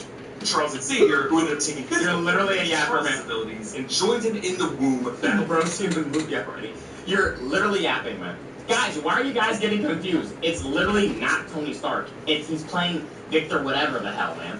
Yeah, we know. Do you see his face now? battling him. That's why she says that they're twins. But she survived this battle and got revenge on the X-Men by unleashing a wild Sentinel to attack Genosha and kill 16 million mutants. We actually saw a version of this attack in X-Men 97, but it was orchestrated by Bastion. Cassandra later said the TVA sent her to the Void before she could walk, so they must have pruned her there as a baby, maybe to avert a multiversal Genosha massacre. Deadpool calls her entrance ableist, and yes, it is similar to Willy Wonka pretending to need a cane, but then springing into that performative role. Cassandra says that they've been trying to catch that Firefly of Johnny Storm for years, and Deadpool quotes, word for word, the string of insults that he says Johnny says about her, when he called her a megalomaniacal, egotistical, psychotic asshole, a finger-licking, dead-inside, pixie slab of third-rate dime-store nut milk, and she can lick my goddamn Cinnamon cling and kick rocks all the way to bald hell. And I like how Johnny stammers here, because we find out in the post-credit scene that he did say all of that, word for word, and Cassandra Nova rips the flesh from his bones, and he collapses in a bloody heap of bone and tissue. Yuck, Deadpool quips, not my favorite Chris, a nod to the 3 white Chris's of the MCU, not 3, obviously Chris Hemsworth. Thor would be his favorite. Deadpool also defends that Chris Evans was totally draining the budget of this movie, as he probably would have been like the biggest cameo other than Henry Cavill. Wade says that killing Wolverine will sink the second act of The Music Man, referencing Hugh Jackman's recent role in the revival of The Music Man. Cassandra says that while she has to get her hands dirty, she shoves her extra long This was so disgusting. His head, and Wade returns to the day he and Vanessa broke up, and Cassandra alters the memory to make Vanessa say, "You'll never fucking matter." And in doing so, you could argue she incepts this concept in Wade's mind. It's something hard for him to shake for the rest of the film. Cassandra leaves to feed Deadpool and Wolverine to Alliance, but they grab the jet thruster leg, what looks like the Ironmonger suit from the first Iron Man film that Obadiah Stane was inside of. That leg actually looks like it was icy and frozen over. So this could have been from when Tony Stark led Obadiah Stane high up into the atmosphere and triggered that icing problem. But here, maybe Obadiah just kept floating into space and kept icing over. And they use it to fly away from the compound. Deadpool and Wolverine find a diner, and they use this time to get to know each other. What made you finally wear an honest-to-God costume? Mine's red so they can't see me bleed, but I could see how yellow would be useful, too. Deadpool tells Logan that he wanted to be an Avenger, and Wolverine responds, the Avengers, which could tell us that in his universe, there must have been an Avengers alongside the X-Men. Dogpool runs up to them. Dogpool, aka Mary Poppins, is played by Peggy, a crossbreed between a pug and a Chinese crested dog, also known as a Puggies, who won Britain's Ugliest Dog in 2023. That's crazy. Is Nicepool, played by a handsomer, younger... They did that? Ryan Reynolds with no scarring and a man bun, and definitely more of a Canadian accent based on the way he says sorry. Nicepool says, wait till you meet Ladypool, she just had a baby. And anyone else noticed that he had a big bulge too? It was significantly bigger than the than our Deadpool. Can't even notice. Just another reference to Reynolds' wife, Blake Lively, who just gave birth to another baby in February 2023. Deadpool introduces Logan, saying he's usually shirtless, but he let himself go since the divorce, which might be the most brutal line of the movie because Hugh Jackman... People were like, oh, in the theater. I thought it was like, I didn't even know he was going to divorce. I thought it was like a joke in a movie joke.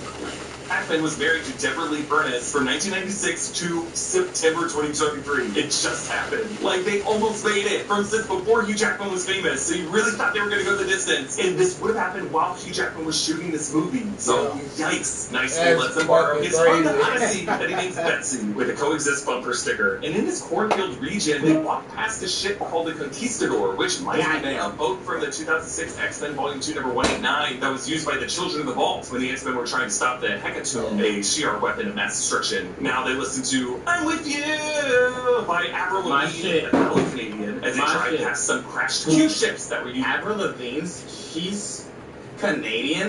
By Avril Lavigne, a fellow Canadian, as they drive past some crashed I did not know that! Used by Thanos' Black Order in Avengers Infinity War. Deadpool makes fun of Wolverine's yellow and blue suit, asking if his X-Men made him wear it, saying friends don't let friends leave the house looking like they fight crime for the Los Angeles Rams, who both share these yellow and blue colors. Deadpool touches a nerve, though, and he starts whipping like Spider-Man, and Wolverine pulls over when he realizes Deadpool can't for sure.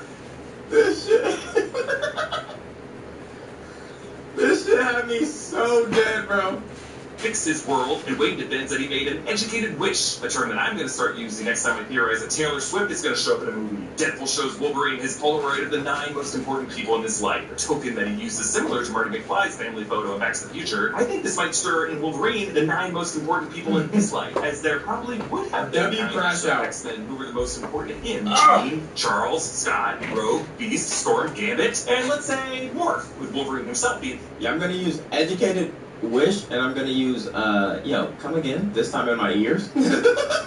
I think there might be something to that number 9, because in the 2017 Logan film, there were reported 7 X-Men who died in the Westchester incident, and that might have been in addition to Logan and Charles. Logan rips Wade a new one, saying he couldn't even keep a relationship alive with a stripper, so he's gonna die alone. And Logan also mentions here that he's been alive for over 200 years, which is interesting because Logan was born in 1832, which would mean that Deadpool might have found this Wolverine in that bar in the year 2032 of that timeline. I think they just gave him some extra room beyond the present day so they could apply that the X-Men of that universe died of some advanced sentinel weaponry controlled by the friends of humanity. They fight again. Logan slams Deadpool's head in the radio, similar to Wade in the Mercenary slamming heads on the radio in the 2016 movie and changing the stations that way. But briefly, we hear the opening vocals of This Is the Greatest Show from Hugh Jackman's movie The Greatest Showman.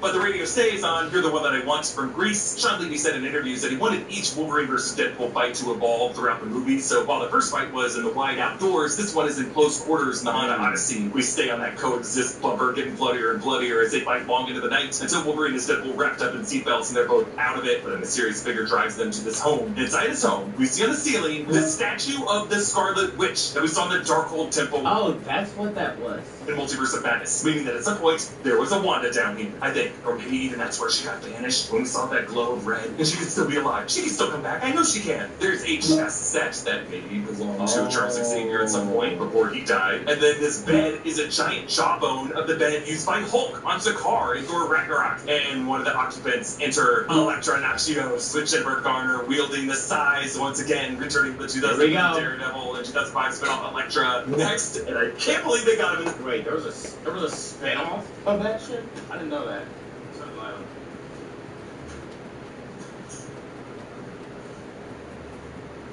Did it not?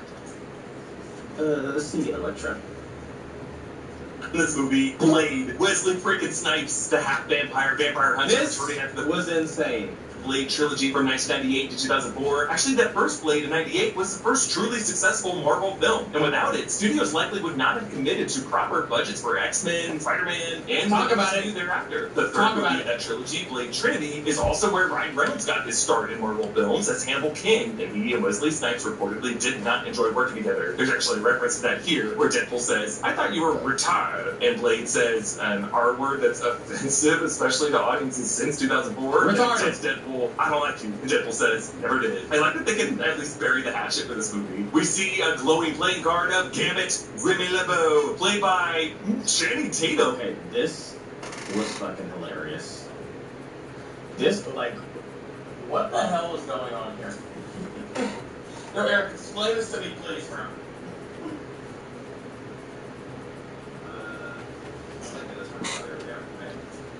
Turn on my other light. There we go. Oh, that's better. That's better.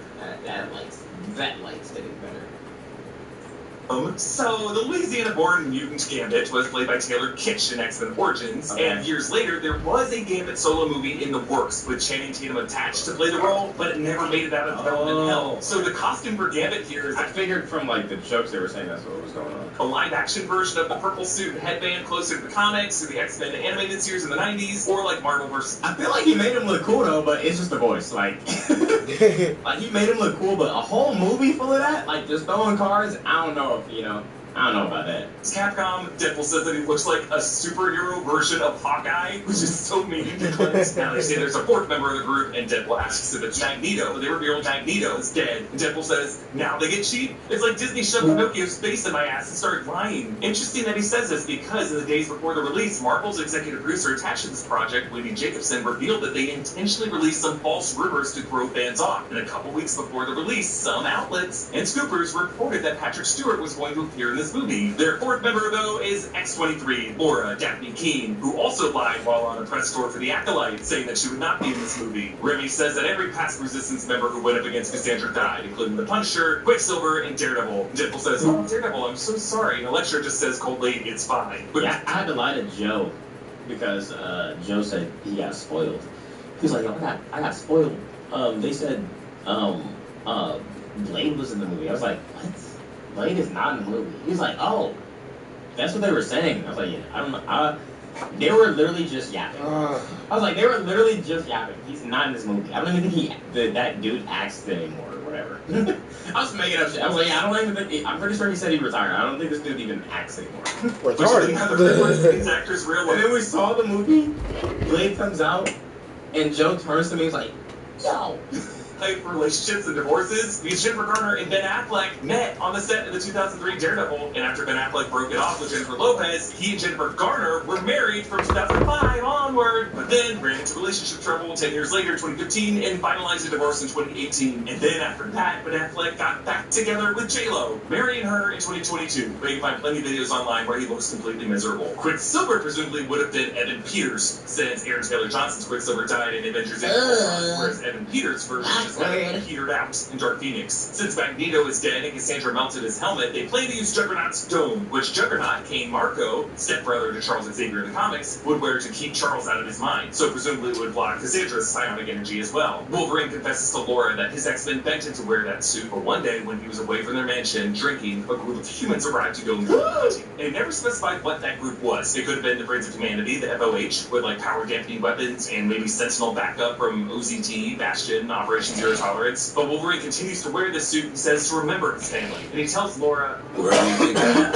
we got the wrong guy. You're always wrong guy. Period. Bar. All the way next to the compound. Bar. That's the bar. Asgard proved there. There's also what looks like a crashed Guardians of the Galaxy ship that Milano, they talk about the Punisher, and Deadpool asks, which Punisher? There have been like 5 of them. There have actually been 4 big ones. There's Dolph Lundgren, there's Thomas Jane, there's the late Ray Stevenson, and then there's John Bernthal. But it probably would have been the Bernthal one of their group because he's returning to play Frank Castle in Daredevil Born Again. But Blade says there's only been one Blade, and there's only going to be one Blade, which I think was written to be a joke at Blade's expense, because in addition to the MCU Mahershala Ali Blade in the works, there was the Kirk Sticky Fingers Jones Blade TV series on Spike in 2006. But hearing this line in the movie, at least right now, it kind of sounds like Wesley Snipes is getting the last laugh, because the MCU Mahershala Ali Blade movie keeps getting delayed with a revolving door of directors and screenwriters. Oh yeah, now just stop, please. Wait, I thought there was supposed to be like an animated one. Or was that for a game? What was... Chat, y'all remember that was like an animated Blade hell no. thing? Okay, that was a game. They break back into the compound and Wolverine joins them. Laura puts on her sunglasses. Yeah, sometimes you just gotta drop shit. You just gotta drop it. Sometimes you just gotta let stuff go, man. Is that she got at the gas station in Logan. I love that she always kept these on Melee erupts. It's so cool. Blade kills Blade, Deathstrike. Wolverine and Deadpool make it up to Cassandra's room in the skull. Meanwhile, Blade says, some other still trying to ice skate uphill, which is a callback to that great line from the 1998 Blade film.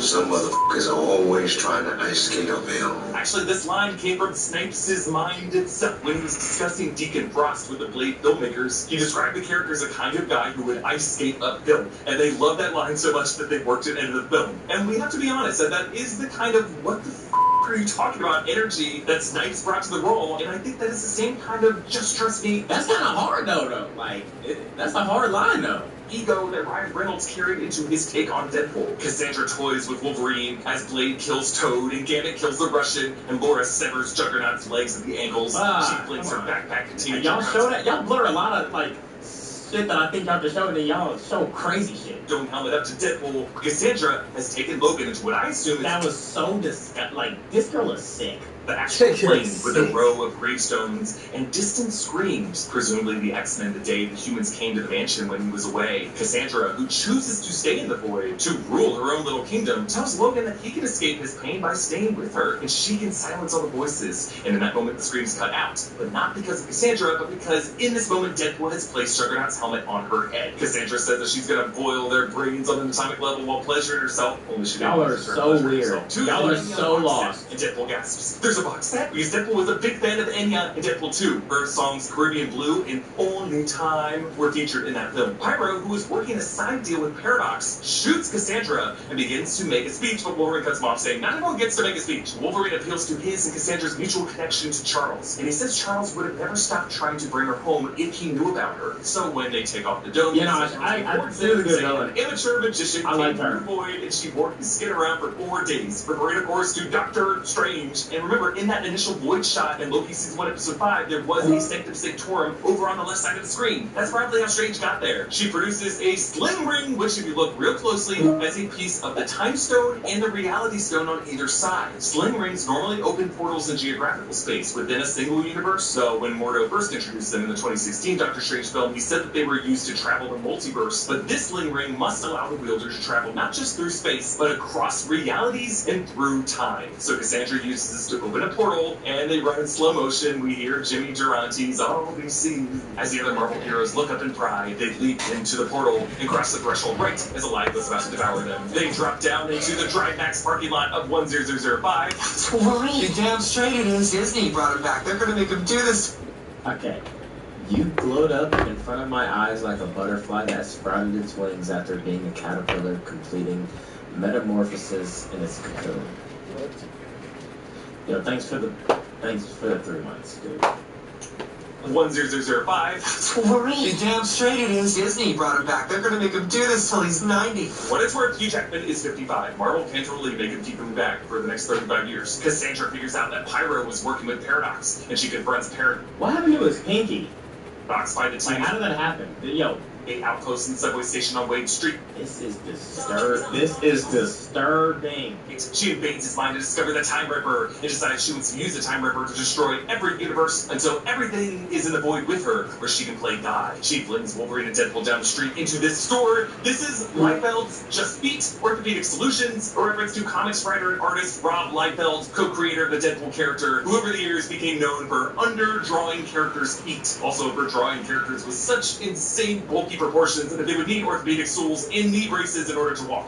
Didn't we watch a video about how somebody was isn't that? Wait, that's the dude, right? Yeah, that was the dude. We watched the video on his drawings and shit. Who over the years, just like a while ago, became known for underdrawing characters' feet. Also for drawing characters with such insane bulky proportions that they would need orthopedic stools in knee braces in order to walk. A portal brings in all the other Deadpools, starting with Mary Poppins, followed by Nice Pool. Wade tells the dog to choose between Original Recipe or Van Wilder, referring to Reynolds' 2002 raunchy comedy. And Nice Pool laughs and says, "I can gently tap on the fourth wall too." And then he simply just turns to the audience to say, "The proposal," and turns back. And of course, while Prime Deadpool would refer to him using a raunchy comedy as a reference, I like how Nice Pool is like, you know what, let's choose a fun rom-com with Sandy Bullock. But following these two is the rest of the Deadpool core so that awkward. on earlier. He says that there are a total of 100 of them. The ones featured prominently are Lady Deadpool, or Lady Pool, never unmasked, but voiced by Blake Lively. In the comics, Wanda Wilson is from Earth 3010. There's Headpool, a severed Deadpool head, who in the comics comes from Earth 2149. When I first saw this, I was like,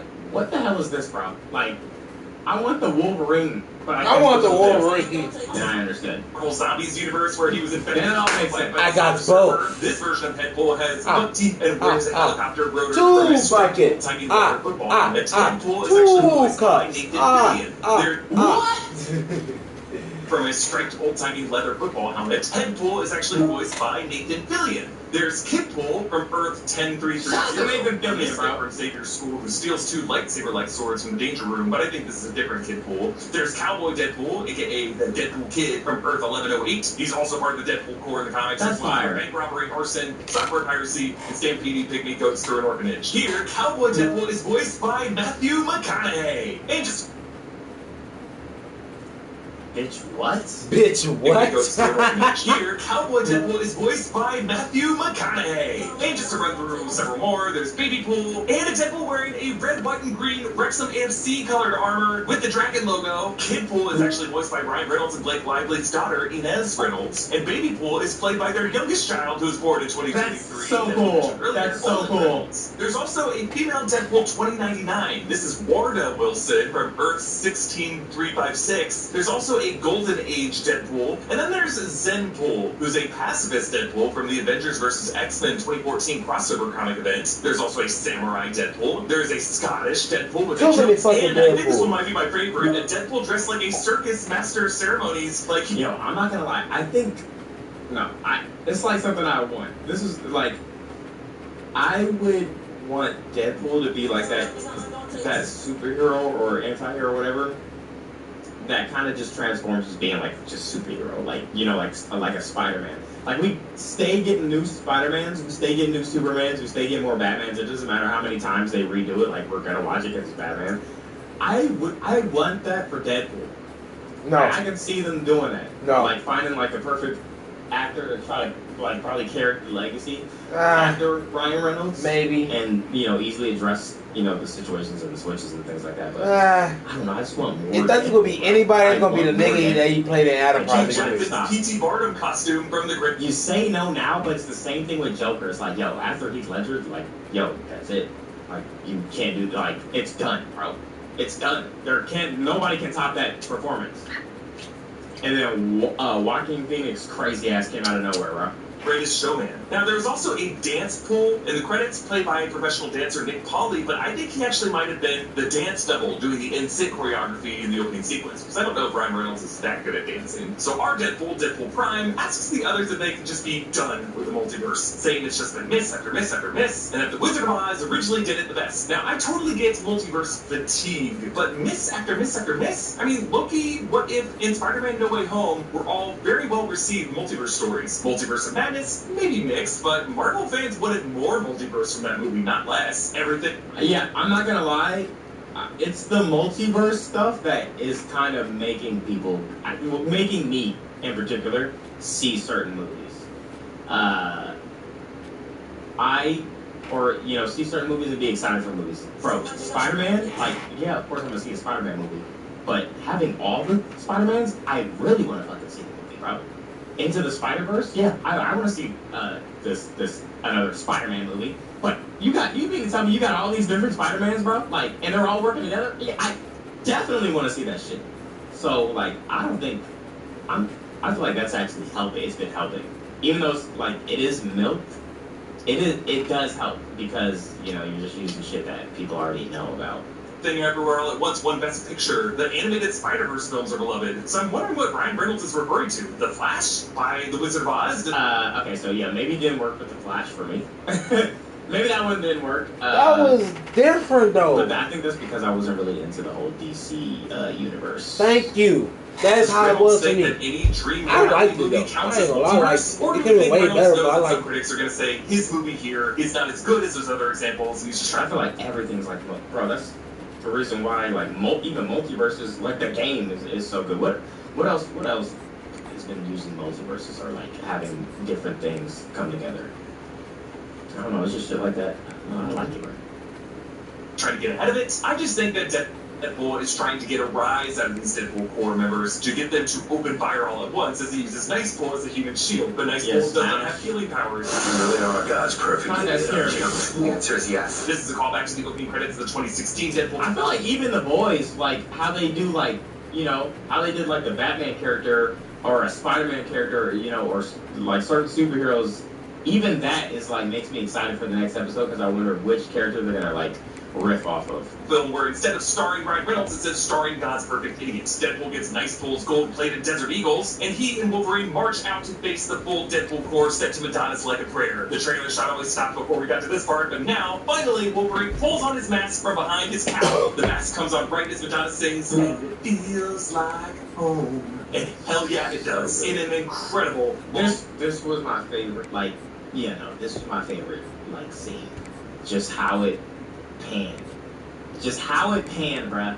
But then, like, I felt like it was weird once they got off the bus and then, like, the whole CGI Hugh Jackman was, like, standing there. That's the only thing I was like, that threw it off. But everything else before that was so fire, bro. Take brawl. Wolverine and Deadpool just slash through these 100 Deadpools. Deadpool's first move, I love this. Just pose on the leg post, kind of like a pole dancer. They kill a bunch of Deadpools on a city bus. Then on the side is an ad for Stan Lee Steamer since 1922 with a photo of Stan Lee. Stan Lee was born in 1922. And then on the back of the bus is another. Why did they CGI him standing still? I don't know. Maybe he wasn't there. Like, maybe he just wasn't on set or something. Add Raimondo Marvelous Morning Soup, which I think could be a tribute to Raymond Ray Chan, a longtime Marvel art director who passed away in April of this year. And he actually gets a wonderful tribute in the credits right above this movie being dedicated to Henry Delaney, Rob Delaney's son, who tragically passed away in 2018. But the Deadpools all regenerate, and Shogun Deadpool has baby arms, kind of like Deadpool's baby hand in the first movie and baby legs. But no, there's definitely, like, yeah, they only CGI the eyes and like when he put the mask on, but I'm talking about like when he breaks out the buzz, it's just him standing there and it's just CG. Someone said it was like supposed to be like a joke. I don't know. Second movie, Peter. Because they didn't even say. I would have think. I would have. I hope it would be a joke. Like what? Why does he look like this? You know.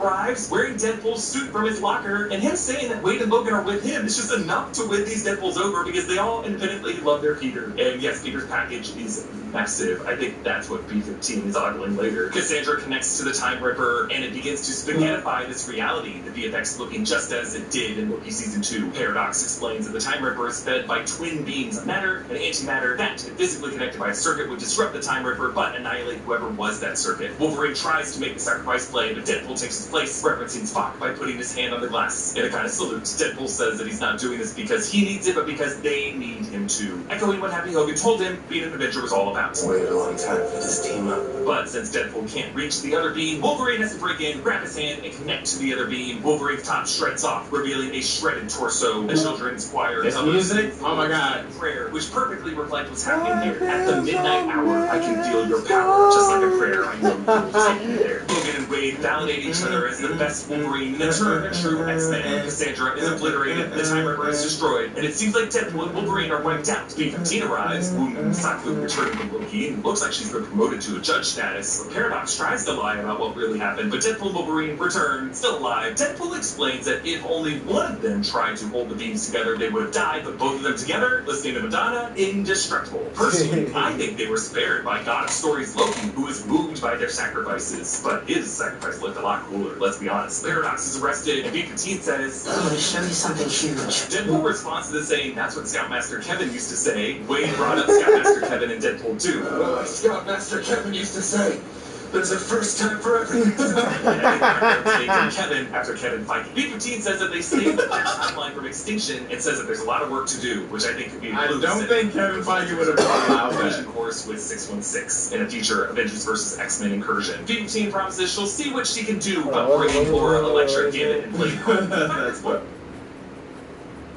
Anna indestructible. Personally, I think they were spared by God of Stories Loki, who was moved by their sacrifices, but his sacrifice looked a lot cooler, let's be honest. Paradox is arrested, and B-15 says, I'm gonna show you something huge. Deadpool responds to this saying, that's what Scoutmaster Kevin used to say. Wade brought up Scoutmaster Kevin in Deadpool 2. Scoutmaster Kevin used to say, there's a first time for everything.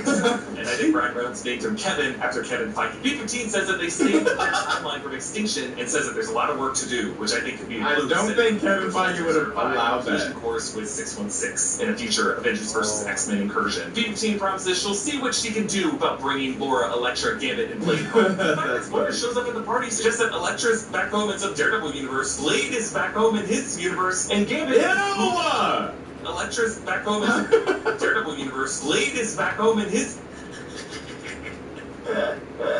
universe. And Gambit is who the hell knows where. Deadpool and Logan get shawarma. Oh my god, I remember. It was because he just didn't want to open his eyes, bro. He didn't want to open his eyes. Like, dog. The ending of the Battle of New York in the 2012 Avengers film, Deadpool says, you know the Avengers discovered shawarma, which is just such a funny line because, like, I think a lot of people didn't even know what shawarma was until they saw it in Avengers. Wade brings Deadpool and Logan home to be fly now. As we were hearing Aretha Franklin's You're All I Need to Get By, I love this song so much. We end the film at the party with Wade's 9 most important people with a few more. Laura, Logan, and Deadpool. And while Vanessa and Wade aren't back together yet, they do share a look. The final shot has Deadpool and Wolverine's masks side by side on top of, what's that? A box of Feige's famous pizza, the same pizza that Wade was eating in the chronologically earliest scene in the 2016 Deadpool film. Green Day's Good Riddance plays over the credits, showing Some pizza with buns. Marvel Productions. Already ordered had food, characters featured in this film, and ones that didn't. I love this. It's kind of like how movies from the 90s and the aughts used to end, by showing outtakes and just playing some great, wistful, late 90s punk music. And in addition to the post-credit scene, which I talked about in another video, these credits do end, including not just the Marvel Studios logo, but the JoJo, what up? Fox logo. And I love this little touch, because as these studios gobble each other up with Been acquisitions... a crazy minutes since I donated, but side note, I love RDJ coming back as Doom. His performance in Oppenheimer was amazing and proof he can fulfill the role. I do feel bad for Jonathan Majors, bro, got falsely accused and lost such an amazing opportunity. Yeah, I'm not gonna lie, yeah, that is crazy. Wait, so they're scratching that and going a whole different direction as like Doom is now the big villain. Like he's the Thanos. Oh shit, fuck, damn. I ain't know all that. Yeah, that's cooked.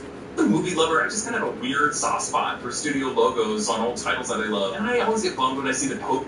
Well, you know, I like RDJ though. That's so fire. Maven was so good with this, like with the rollout for this. It was Disney buyout version of the Fox logo where they removed the word Fox. That 20th Century Fox fanfare music was composed by Alfred Newman, the legendary composer and head of a dynasty of great Hollywood composers and musicians, including David Newman, Thomas Newman, and Maria Newman, and Alfred's nephew, Randy Newman. And before we say goodbye to the 20th Century Fox logo forever, I just wanted to end with a little bit of film industry trivia because it means a lot to me. Thank you so much to all of you for watching, and thank you to our editors who worked their butts off to get this breakdown out to you on release day. Comment down below with your favorite part of this movie. Follow me at EA Boss. Subscribe to video. The Rockstars Network. Every time you knock it out the park. Thanks for watching. We'll see you next time. Bye. Every time you knock it out the park, bro. Did he talk about? Yeah, he talked about the ending, the after credits, bro. W after credits, man.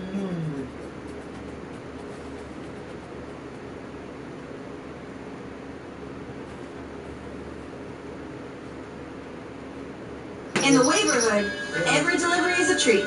What stashing over you, sir? Moving on.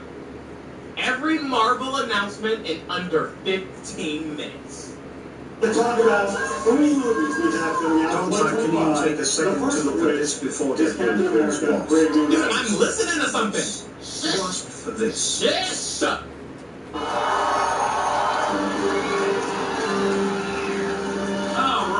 Welcome, everybody. Good to see ya. I am the king of the Serpent Society. I am Seth Volker, Sidewinder. The scene from Captain America: Brave New World, just for you, and we're all gonna watch. They dropped scenes and shit. Mr. President. Oh, that's fire. Damn, they went out big, bro.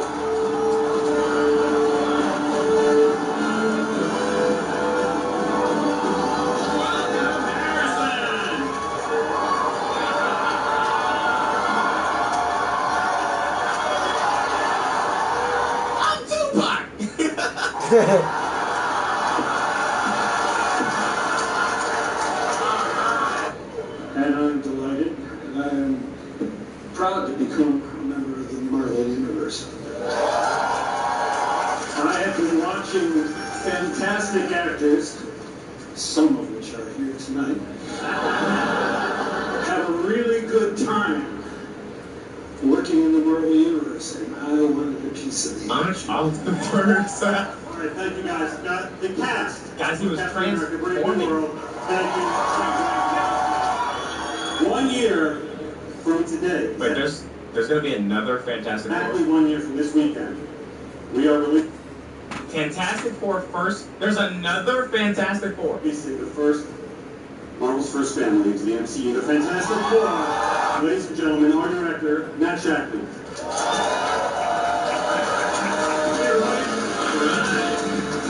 Again. That's 3, right? That's the third one. That's the 4th. We know that Fantastic Four is set in a version of 1960s New York. So a lot of it was about finding inspiration from the futurists of that time, especially Sid Mead, and using that as sort of inspiration to build a whole new world that is part of the New York that you know from the 60s and something you've never seen before. But more than just the visual aesthetics, the 60s to me is all about optimism. It's about looking to the stars and about dreaming, about traveling into space. It's about how with the right heart and the right mind you can do anything, which is what the Fantastic Four is all about. And so it's more about capturing the spirit and the tone, which is not a bad segue because I put something together for you guys. That is the official title of Fantastic Four First Steps, and that amazing music you heard was our composer, 1960s. This is like Fallout stuff. Surprise is that the cast is all here. Ladies and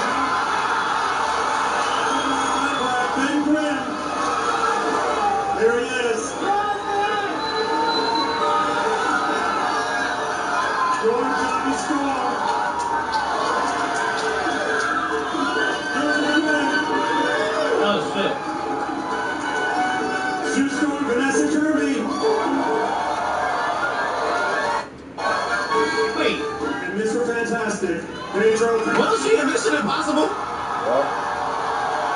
What? This nigga's doing everything, bruh.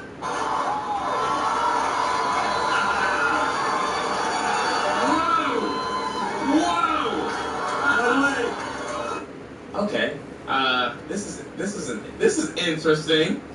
All right. This is the first time, all in public, Marvel's first family.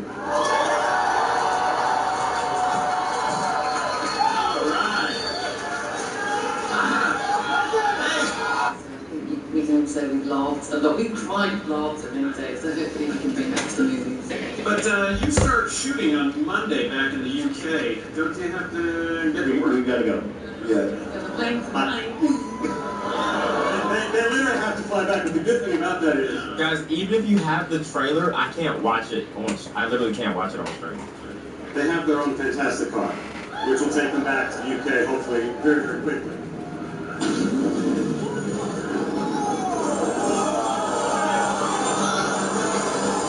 Oh my god, Starlight! Wait, what the fuck?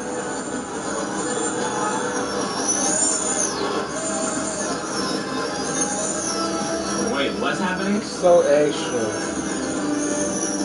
Wait, it's literally Bioshock. So this takes place in a it takes place in a futuristic 1960s setting?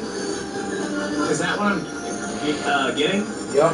Okay, now I'm interested. I'm not gonna lie. Now that's interesting. I like that. It's different.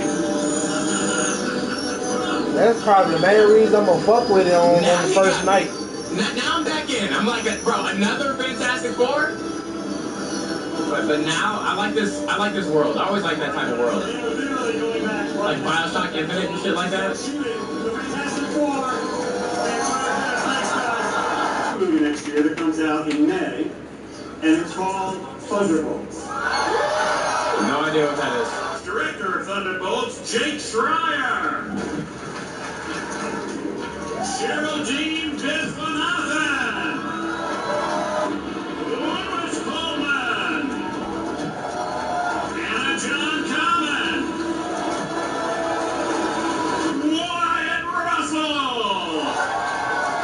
Julia Louis-Dreyfus. Okay. Florence Pugh. Look for it. Sebastian Stan. And David Harbour. David.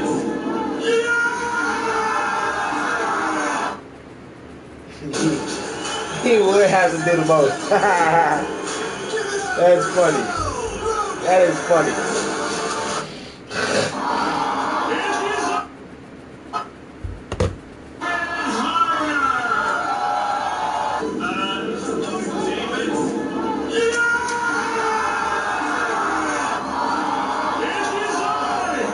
Alexei Shostakov!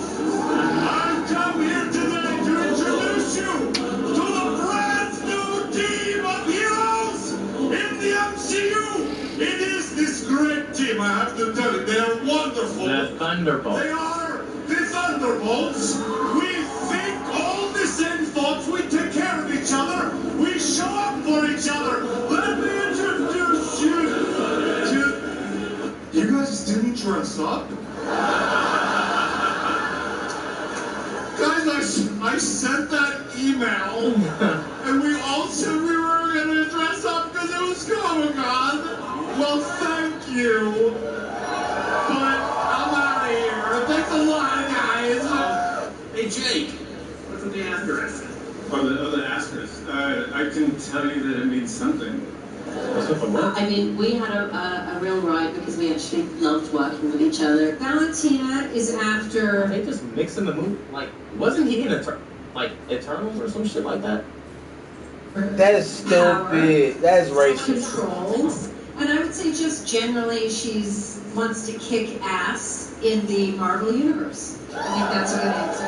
No, it's really, honestly. I remember being on this stage with Captain America Winter Soldier, and I was so terrified. Oh, he looked like that other guy. At the time, that I was like, it's okay, he has a mask, he doesn't speak. I don't have to speak. But it's such a, I think it's the beard. see everybody here and to be up here with this incredible, talented group of people. And so, I'm great. Right on. I just want to say thank you so much for all of you being here and for giving us the energy again. And what's exciting is that the Fantastic Four cast and many of the members you've seen today will also be appearing in the 2 Avengers films that we're making. Yes, yes. Do you want to hear a little bit about the Avenger films? You know, one thing that people have been asking of late is who the heck is going to direct these 2 movies? Ladies and gentlemen, my friends, Joe and Anthony Russo! Oh my God. Oh my God. We missed you guys. You are the best damn fans in the world. So, Joe, are we really going to do this? I don't know. We're up here, right? Can we still back out? Is it? No? Okay, just hear me out. When we directed Avengers Endgame, Joe and I truly believed that it was the end of the road for us in the Marvel Cinematic Universe. Because we had put all of our passion, all our love, all our imagination It should have been. It should have been. It should have been. I don't know why they brought him back nor Tony. Rob Downey Jr. I'm just saying this good. That 4-movie run was incredible. And it left us creatively spent with all of our emotions on the floor. In the time since, through a very special story, Joe and I have come to potentially see a road forward with you. Okay, and it's the biggest story that Marvel Comics ever told. It's the first comic book run that I read as a kid that made me fall in love with comics. It's the reason that Anthony and I are standing up here. Okay. And I think you all know the name of it. I think they already announced it. They already said that only way they'll come back is they're doing Secret Wars. I guess people wasn't fitting the bid, and they just finally asked for them. We are in fact doing it.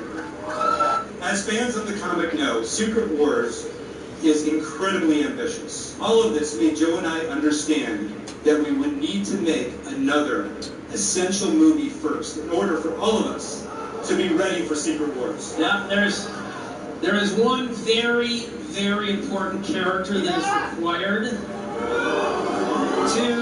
to do Secret Wars justice. And it's a character that Marvel has not introduced yet. And it could be the most important character in all of the Marvel Universe.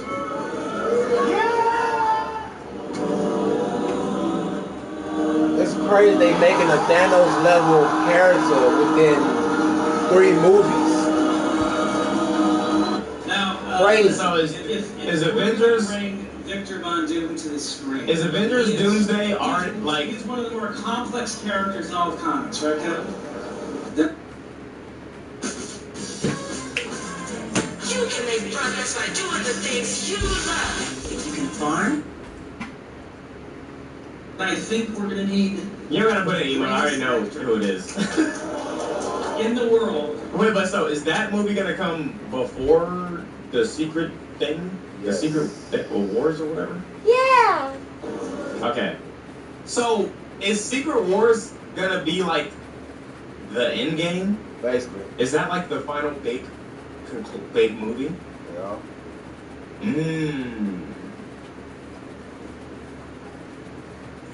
To play that character. As proof of the unimaginable possibilities in the Marvel multi-universe, we give you the one person who could play Victor Von Doom.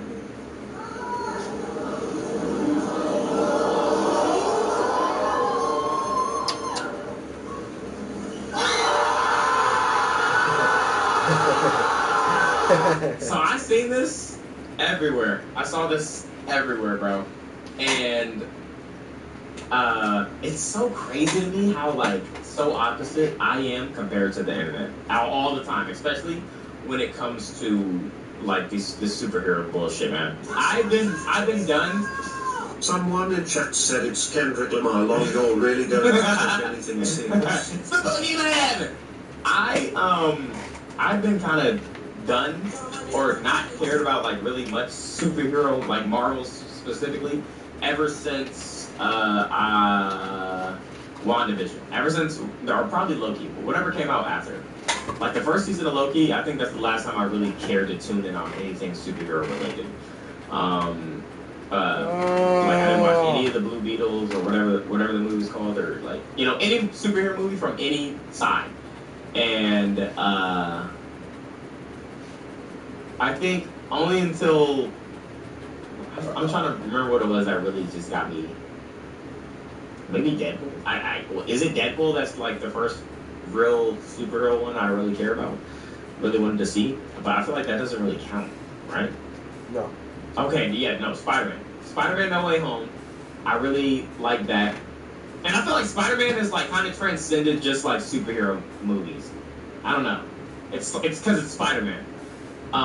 Guardians 3. Okay, yeah, I did like that. That one I really enjoyed. But I think the one that, yeah, but I feel like Batman, Superman, Spider-Man, these are things that kind of transcend, like, you know, I'm talking about like this universe setup. A movie where these characters are already in other established thing, and this is something to push a whole story, you know? I would say, I don't know. I really don't know. I would say probably Deadpool is literally the most recent thing where I'm like, yo, I'm into this world now. Okay, what are they gonna do? After watching Deadpool, I'm like, okay, I want to see where this goes. I kind of want to see the other movies that follow after this to see what world they're setting up. No, I didn't really care for it.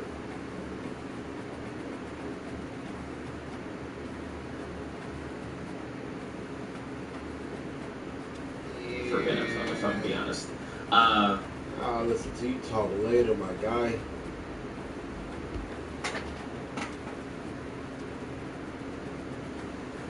Ladies and gentlemen, the AMP Freshman Cypher 2024 has dropped. And they got Kevin Hart this year. I seen the post that they had Kevin Hart, and that's actually fire. He actually slid like he said he was going to. So let's see how this is, man. I don't know how this is gonna be, but you know, I'm excited to check it out. I'm pretty sure it's got to be better than the actual Double XL Cypher, right? Way better.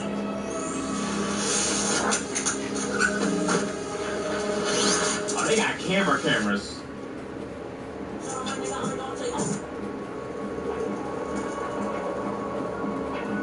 Oh shit! This is a movie.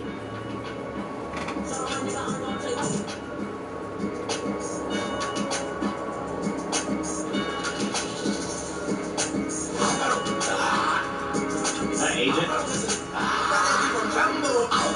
In Alabama, nigga. Your friend was talking crazy, I almost blamed that nigga. Treated like some Kool-Aid, about to jam it in her. Special rock bottom, summer slamming in her. This dude is crazy.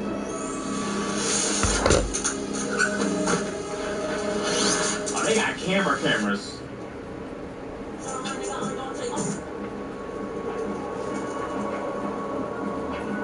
Oh shit! This is a movie.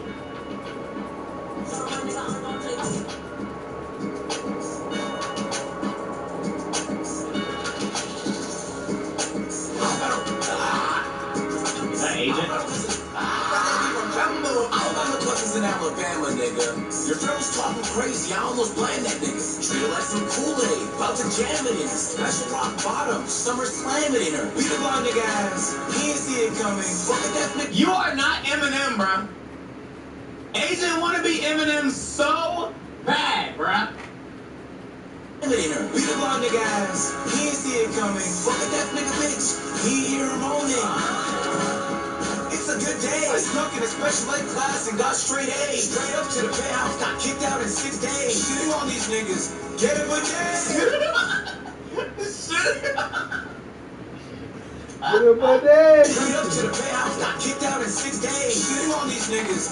Get it, but niggas 2 months, no parade. They couldn't get hard, she thought it was gay. Shooting out his firework, like 4th of July, 2 guns akimbo. We gon' fly, bitch niggas scream for help, like aim high. You might die. Shit can get scary, bloody like Mary. My hips catch a case out on bars like berries. Never done smoke, I'm more like Tom than Jerry. Okay, but like this shot though, like this, the camera work is actually phenomenal.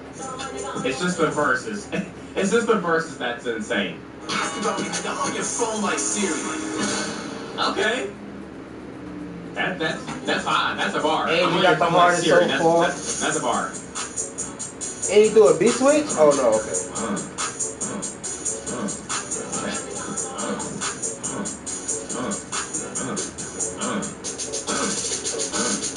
I'm the talk of the city, you heard something different, it's getting ridiculous. Whole time I be minding my business, you ripping my dick while we taking a picture. But you can't do shit without glazing, nigga. Nah, I can't have a baby with you. I'll go pop a dumb shit. Future! God damn, hold on, bruh! Yeah, But you can't do shit without glazing, nigga. Nah, I can't have a baby with you. I'll go pop a dumb shit. But this how you know you made it, nigga. I feel like that I'm in my prime. Like I'm Cal Newton, Carolina. If the shooters want you, they gon' find you, nigga. Get that shit and drop it down for real. I just gotta find the time for shit. I ain't really got the time to kill. Really ain't did what it is. I did what I did. No point in denying the shit. How about the land again the ghost? Stepping on all they throws. I ain't gonna lie, bro. He can actually do something, bro. Don't be surprised, she know who I am. That's why she told me to go. If he wanted to. Camera, yo, bitch, watch you dropping a boat. Nigga, don't come to me asking me questions. Like, do I know I ain't there? I fuck this nigga when you know I did. Hey, you know how I did. Oh my God.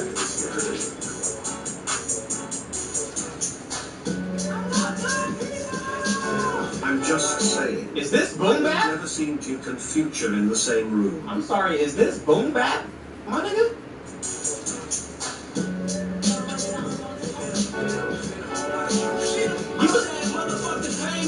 I'm still the same nigga. Motherfuck the fucking fame nigga. I'm still the same nigga. I'm still the same nigga. And I'm still getting paid, nigga. I get paid for bullet getting dollars. Niggas mad cause your bitch be tryna holler. Pop a collar, pop V's and pop Scotties. And niggas mad cause your bitch on my body. Then when I used to dream about the Linguini, nowadays I push up in the Sri Lankan bikini. And it's not no love, man, it's not no Jimmy. I know you wish it was tryna save your feelings. Back then I was tryna go and save my cheddar. And back then when I was reading immigration letters. And back then the shoebox put the nice Beretta. And back then my uncles hopped out the green no Jetta. Make your body quiver, make your shake through the jetters. Just guard you trash ass niggas, I straight letters. Living better, can't afford your babysitter. Your baby mom's at my crib, I'm straight winner. Straight winner, I'm a straight winner. I said every day I'm sorry God, I'm a straight sinner. I don't lie, last night I had some great dinner. My fathers keep getting fat, they don't get slimmer. I like breaks with the Margiela. I shave blonde so much, I call it Helen Keller. My left hand makes, but my right hand a killer. And I freestyle so shit, I'm feeling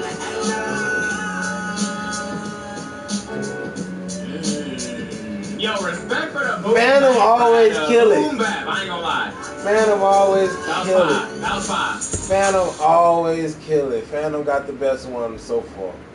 Agent number 2. Margiela. I shave blonde so much, I call it Helen Keller. My left hand makes, but my right hand a killer. And I freestyle so shit, I'm feeling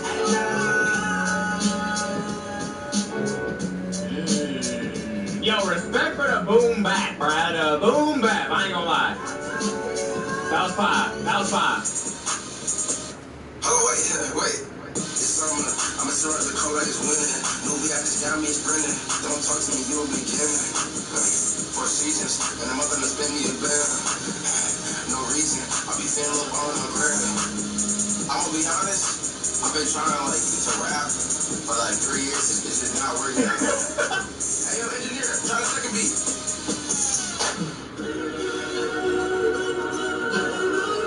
I've been trying to rap for 3 years. It's just not working.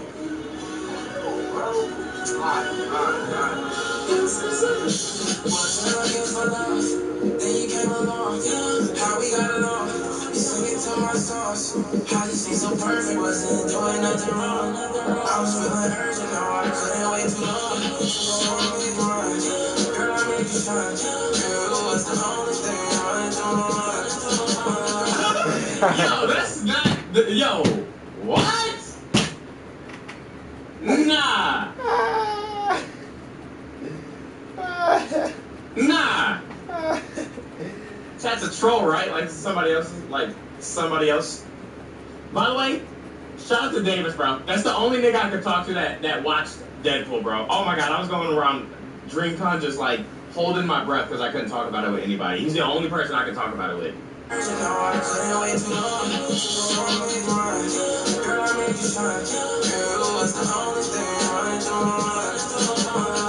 Same, bro.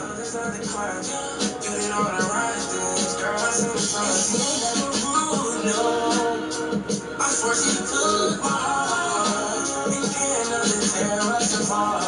No broken hearts. You do for me, I do for you. You do for me, I do for you. What? I swear she took my heart. Nah. I need to hear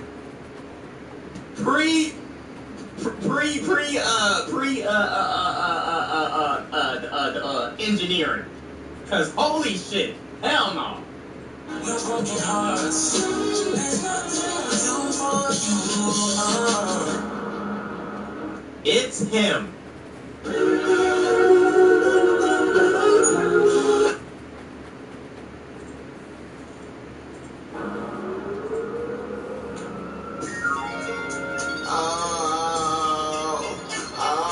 Wait, so far, like, they really all going crazy. Like, AJ, yeah, you know, I ain't gonna lie, Davis ran that bit. But he was on a whole different level, though. Solid so far. So, yeah, he better than Ace, and I'll give him that. There's one where you just kind of just like, okay, all right.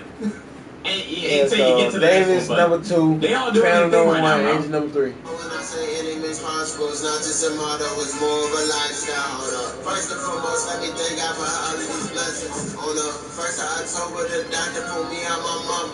Even my diamonds designer. Caviar in my bibs. Papa La Dollar icons. On the top of the world with my partners. I always like his flow, like his cadence. He just got to the mansion. Into the fucking penthouse. So now how they pad on my bitch on the top of the Yes, it did. No, it doesn't. Yes, it did. Yes, it did. No, it didn't. Yes, it did, bitch.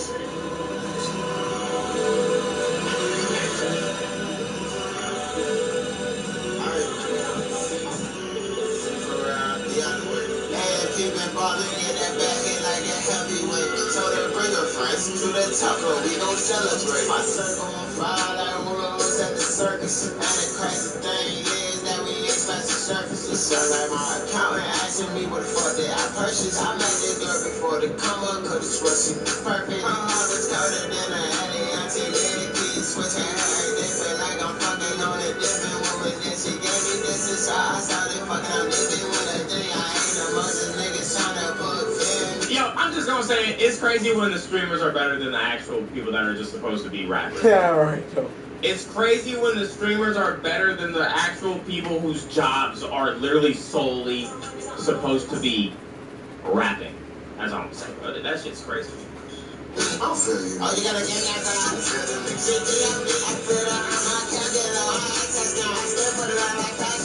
She want love and affection, part my fear in my future. I manifest it, count the comments, they manifest in Kama Sutra. Go.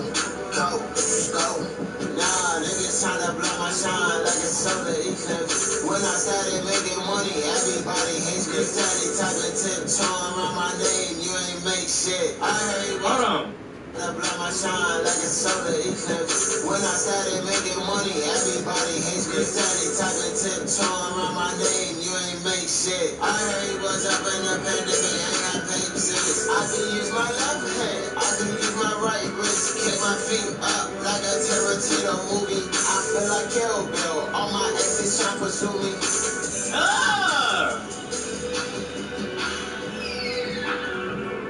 Nah. So far, this is better than like all of them. I like this one way better than all of them. Chris always impressed, so Chris is above Agent. Everything been silent. I'm sorry. He's already doing a cool flow, then he carries it a couple of I ain't gonna lie. Okay, blah. Phantom, Chris, Agent, Davis. No business That's the top going like four. this. He has like, Duke. that lax flow. I don't know. I just like it because it's just his delivery is after Davis. He delivers the finishing bar in just like different pockets, and it's just cool, bro. All right, come on, Kyle. Did that say the friend zone?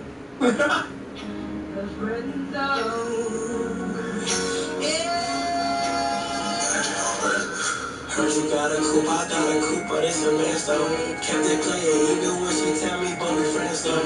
Base night, areas on me, same size as Mentos. Just like Big Tigger, I bring rappers through the basement. Difference between you and me is I don't get complacent. If I cause get it. I don't get complacent. Okay, who wrote this nigga's verse? Who wrote this nigga's verse? Complacent? Basement. Difference between you and me is I don't get complacent. If our cars get adjacent, please don't try to race it. If our cars get adjacent, no. You can't fool me. You can't fool me, buddy. Let me look at this goddamn description. Where are the writing credits? Where are the writing credits? Shout out to the cameraman. All that shit. Let's see. That shit, man. Oh, you sneaky little devil, you. You sneaky little devil, you. You awful. Is I don't get complacent. If our cars get adjacent, please don't try to race it. Streaming all day and expecting someone to face it. If I retire now, I still be said I'm good for ages. Wouldn't wanna be on my deathbed, ain't no trading places. My life on Jackson Aces. Can't fuck with me if you're basic. My brain look just like the Matrix. It's not cool, just like agent. Back and forth with my agent. If I press post, they raise the wages. When all my boys get open cases, I ain't care about where I sleep, long as my blue script gets spacious. Bad bitches. Twist my head, came through, they ain't even slay it. We heard the other cipher judges, did nobody play it. Anytime I show, make sure you Wait. Oh my God. Hold on. We heard the other cipher drop, but ain't nobody play it. You're goddamn right. Remember when it was a spectacle? It was a spectacle when Double XL dropped. Don't nobody, oh my God. I was literally just saying how they rapping better than the niggas who's supposed to, their job is rapping, bro. Oh my gosh! Yeah, Yachty. I'm not, I want to take away from Kai and say Yachty wrote it, but he definitely, like, he sent him a reference track.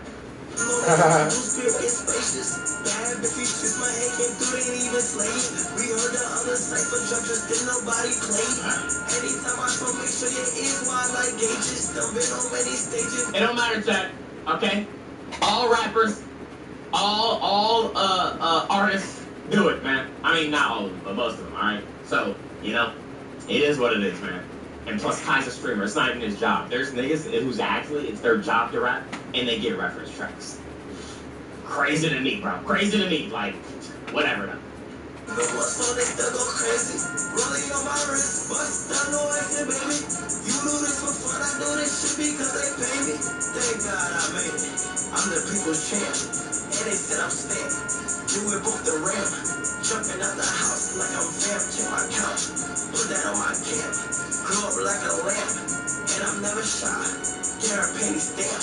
2-seater crimp. Get rid of me, they can't. Facts.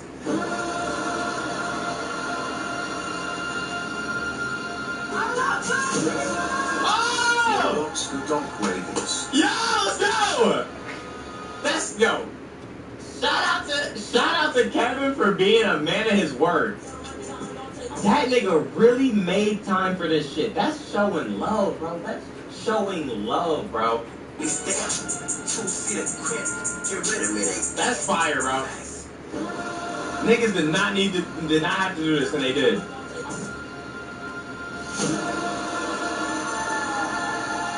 This is hard. Guys, I feel the aura. I feel the aura through the screen. My jammies are getting tighter.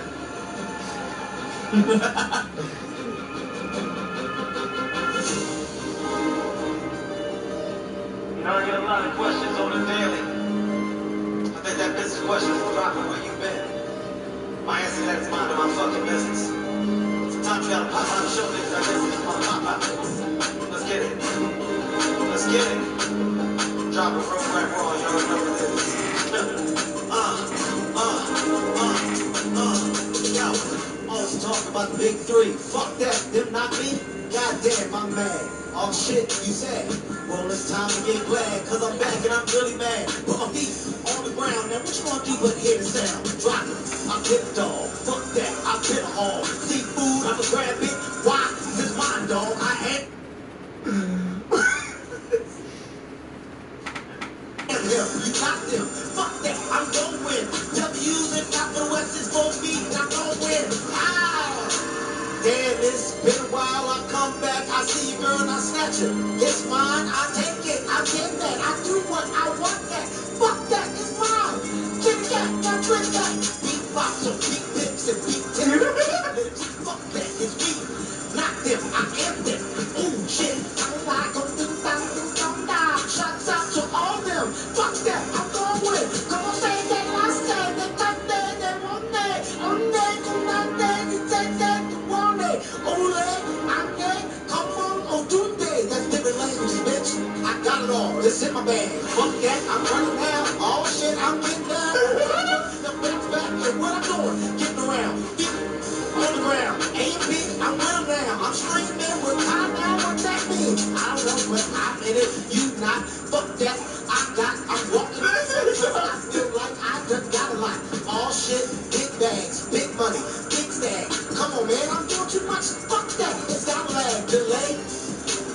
Everybody don't move, just say I didn't go nowhere. That was a delay. Fuck it up. I can't. Fuck now. It's time, man. Y'all finish. I'm on the run now. I'm out. You don't get the bike back after I just did what I did to it. This might got to be burnt. Oh my gosh, man. Bitch, I'll do another freestyle right now. Bitch, I'll do another freestyle. Yo! Oh my gosh, bruh. Yeah, this had to be this had to be the best. This had to be the best one. This had to be the best one so far, man. It like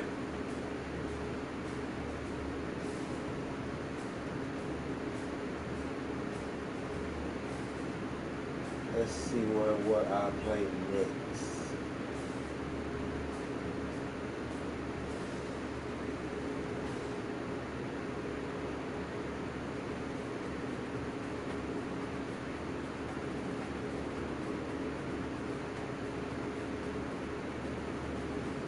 Read a video.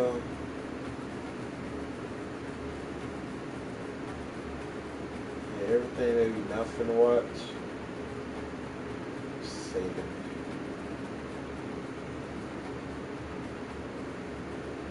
We still react to Denzel Curry shit. I don't know if my shit will be flagged. I don't know.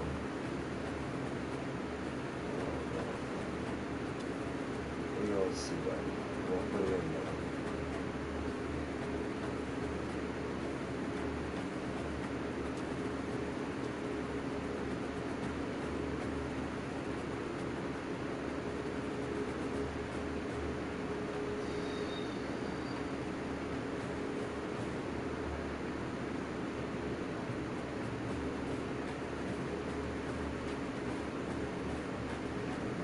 Another 12-minute video.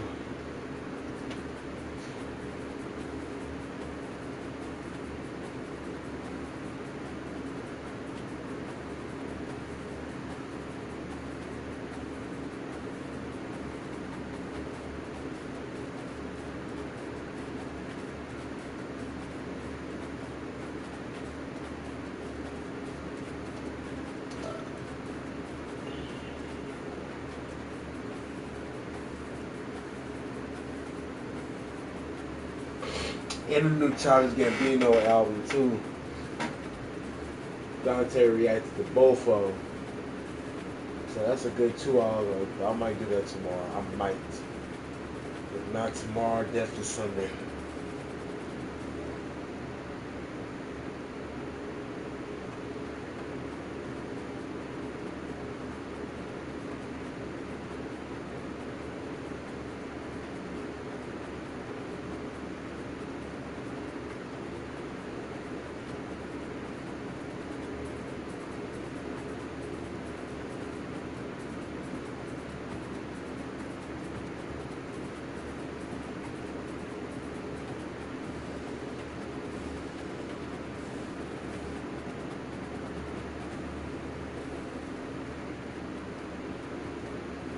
Fuck it. Again. Turn that shit down, though.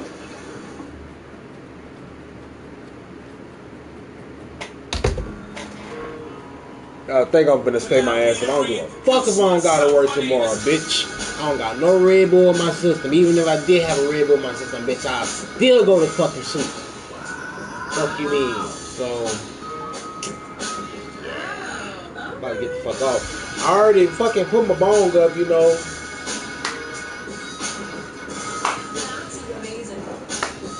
You know. I will catch y'all motherfuckers in the morning. Definitely in the morning. A Deadpool movie for me. No! Okay. Oh, I feel like you're a little scared. Well, this is our first time diving into this crazy R-rated stuff like this. Right. So just... No, the Bloodline got the tag titles again. Oh, right. Okay, so you know how at the end of Logan he died that heroic death? Yeah, beautiful ending, very emotional. Well, at the start of this movie, Deadpool's gonna dig up his decomposed corpse and kill a bunch of guys with his bow. Oh my God! You're okay. You're okay. Oh. Okay, so anyway, in 2018, Deadpool uses the time travel device from Deadpool 2 to go to Earth 616 and meet with Happy Hogan and try to join the Avengers. He's from several movies. Oh boy, that's a very fun cameo. Oh, okay, if that's your reaction to that cameo, that's the tip of the cameo bird. Oh, it is? Yeah, one of the main audience reactions I'm going for with this movie is, hey. That's the most satisfying way to say hey. I agree. So anyway, 6 years later, Deadpool was brought into the TVA by this guy, Paradox, who tells him his timeline is dying because the anchor being Logan has died. Anchor being? Yeah, each timeline has one and can't keep going without it. What about the millions of years before anchor beings are born? And if them dying kills the timeline, does that mean they're all supposed to be immortal? I have so many questions. Hey, shut up about all of them. It's just a reason for Deadpool to go find a Wolverine. Oh, okay. So before Paradox Mercy kills his timeline, Deadpool grabs a TemPad and goes to search for a replacement. Oh, wow. Yeah, so there's going to be a very fun multiverse montage. There's going to be a short Wolverine. There's going to be one played by Henry Cavill. He's from Argyle. Yeah. He's from Argyle. Oh, good cameo. Listen, sir, are you going to react like this to every single cameo? Yes. Well, cameos are kind of one of the main things we do in this movie, so maybe I should just list them all for you, get it out of the way. Oh, I don't know if I can handle that. Chris Evans is Johnny Storm. He's from the Fantastic. I know. Then there's Wesley Snipes as Blade, Jennifer Garner as Elektra, Daphne Keane as X-23, we've got Channing Tatum as Gambit, Aaron Stanford as Pyro, Tyler Mane as Saber, we've got Toad, we've got Juggernaut, we've got Nathan Fillion, Blake Lively, Matt McConaughey, Sir? Sure. Is he gonna be okay? I don't know. What do you mean you don't know? Is he in a coma? I don't know. Wait, do you think I'm a doctor? Dang, my wife, this white jacket she got me would make me look like a doctor. I'm just another producer guy. Oh. We're gonna keep pitching my movie to you? Sure, let's go. So anyway, I was telling the other producer guy, the movie's gonna be a great vehicle for cameos. What were the cameos exactly? I'm not going through that again. So anyway, Deadpool finds the worst Wolverine, and then the TVA sends them to this void filled with superhero cameos. Okay, and this Wolverine doesn't like Deadpool, so they're gonna fight a bunch. Will they both regenerate? They do, yeah. So it's gonna be just a ton of stabbing with no stakes. And Deadpool's gonna crack a bunch of jokes about how Disney and Marvel isn't good anymore. Stuff's going so bad, it's kind of hurtful. And how multiverses just aren't very compelling. Just to be clear, this is a multiverse movie, right? Yeah, but if you point out the thing you're doing, that makes it okay for some reason. I'm breaking the fourth wall, and I'm okay with it. So anyway, now Deadpool and Wolverine need to get out of this cameo void to go save the time.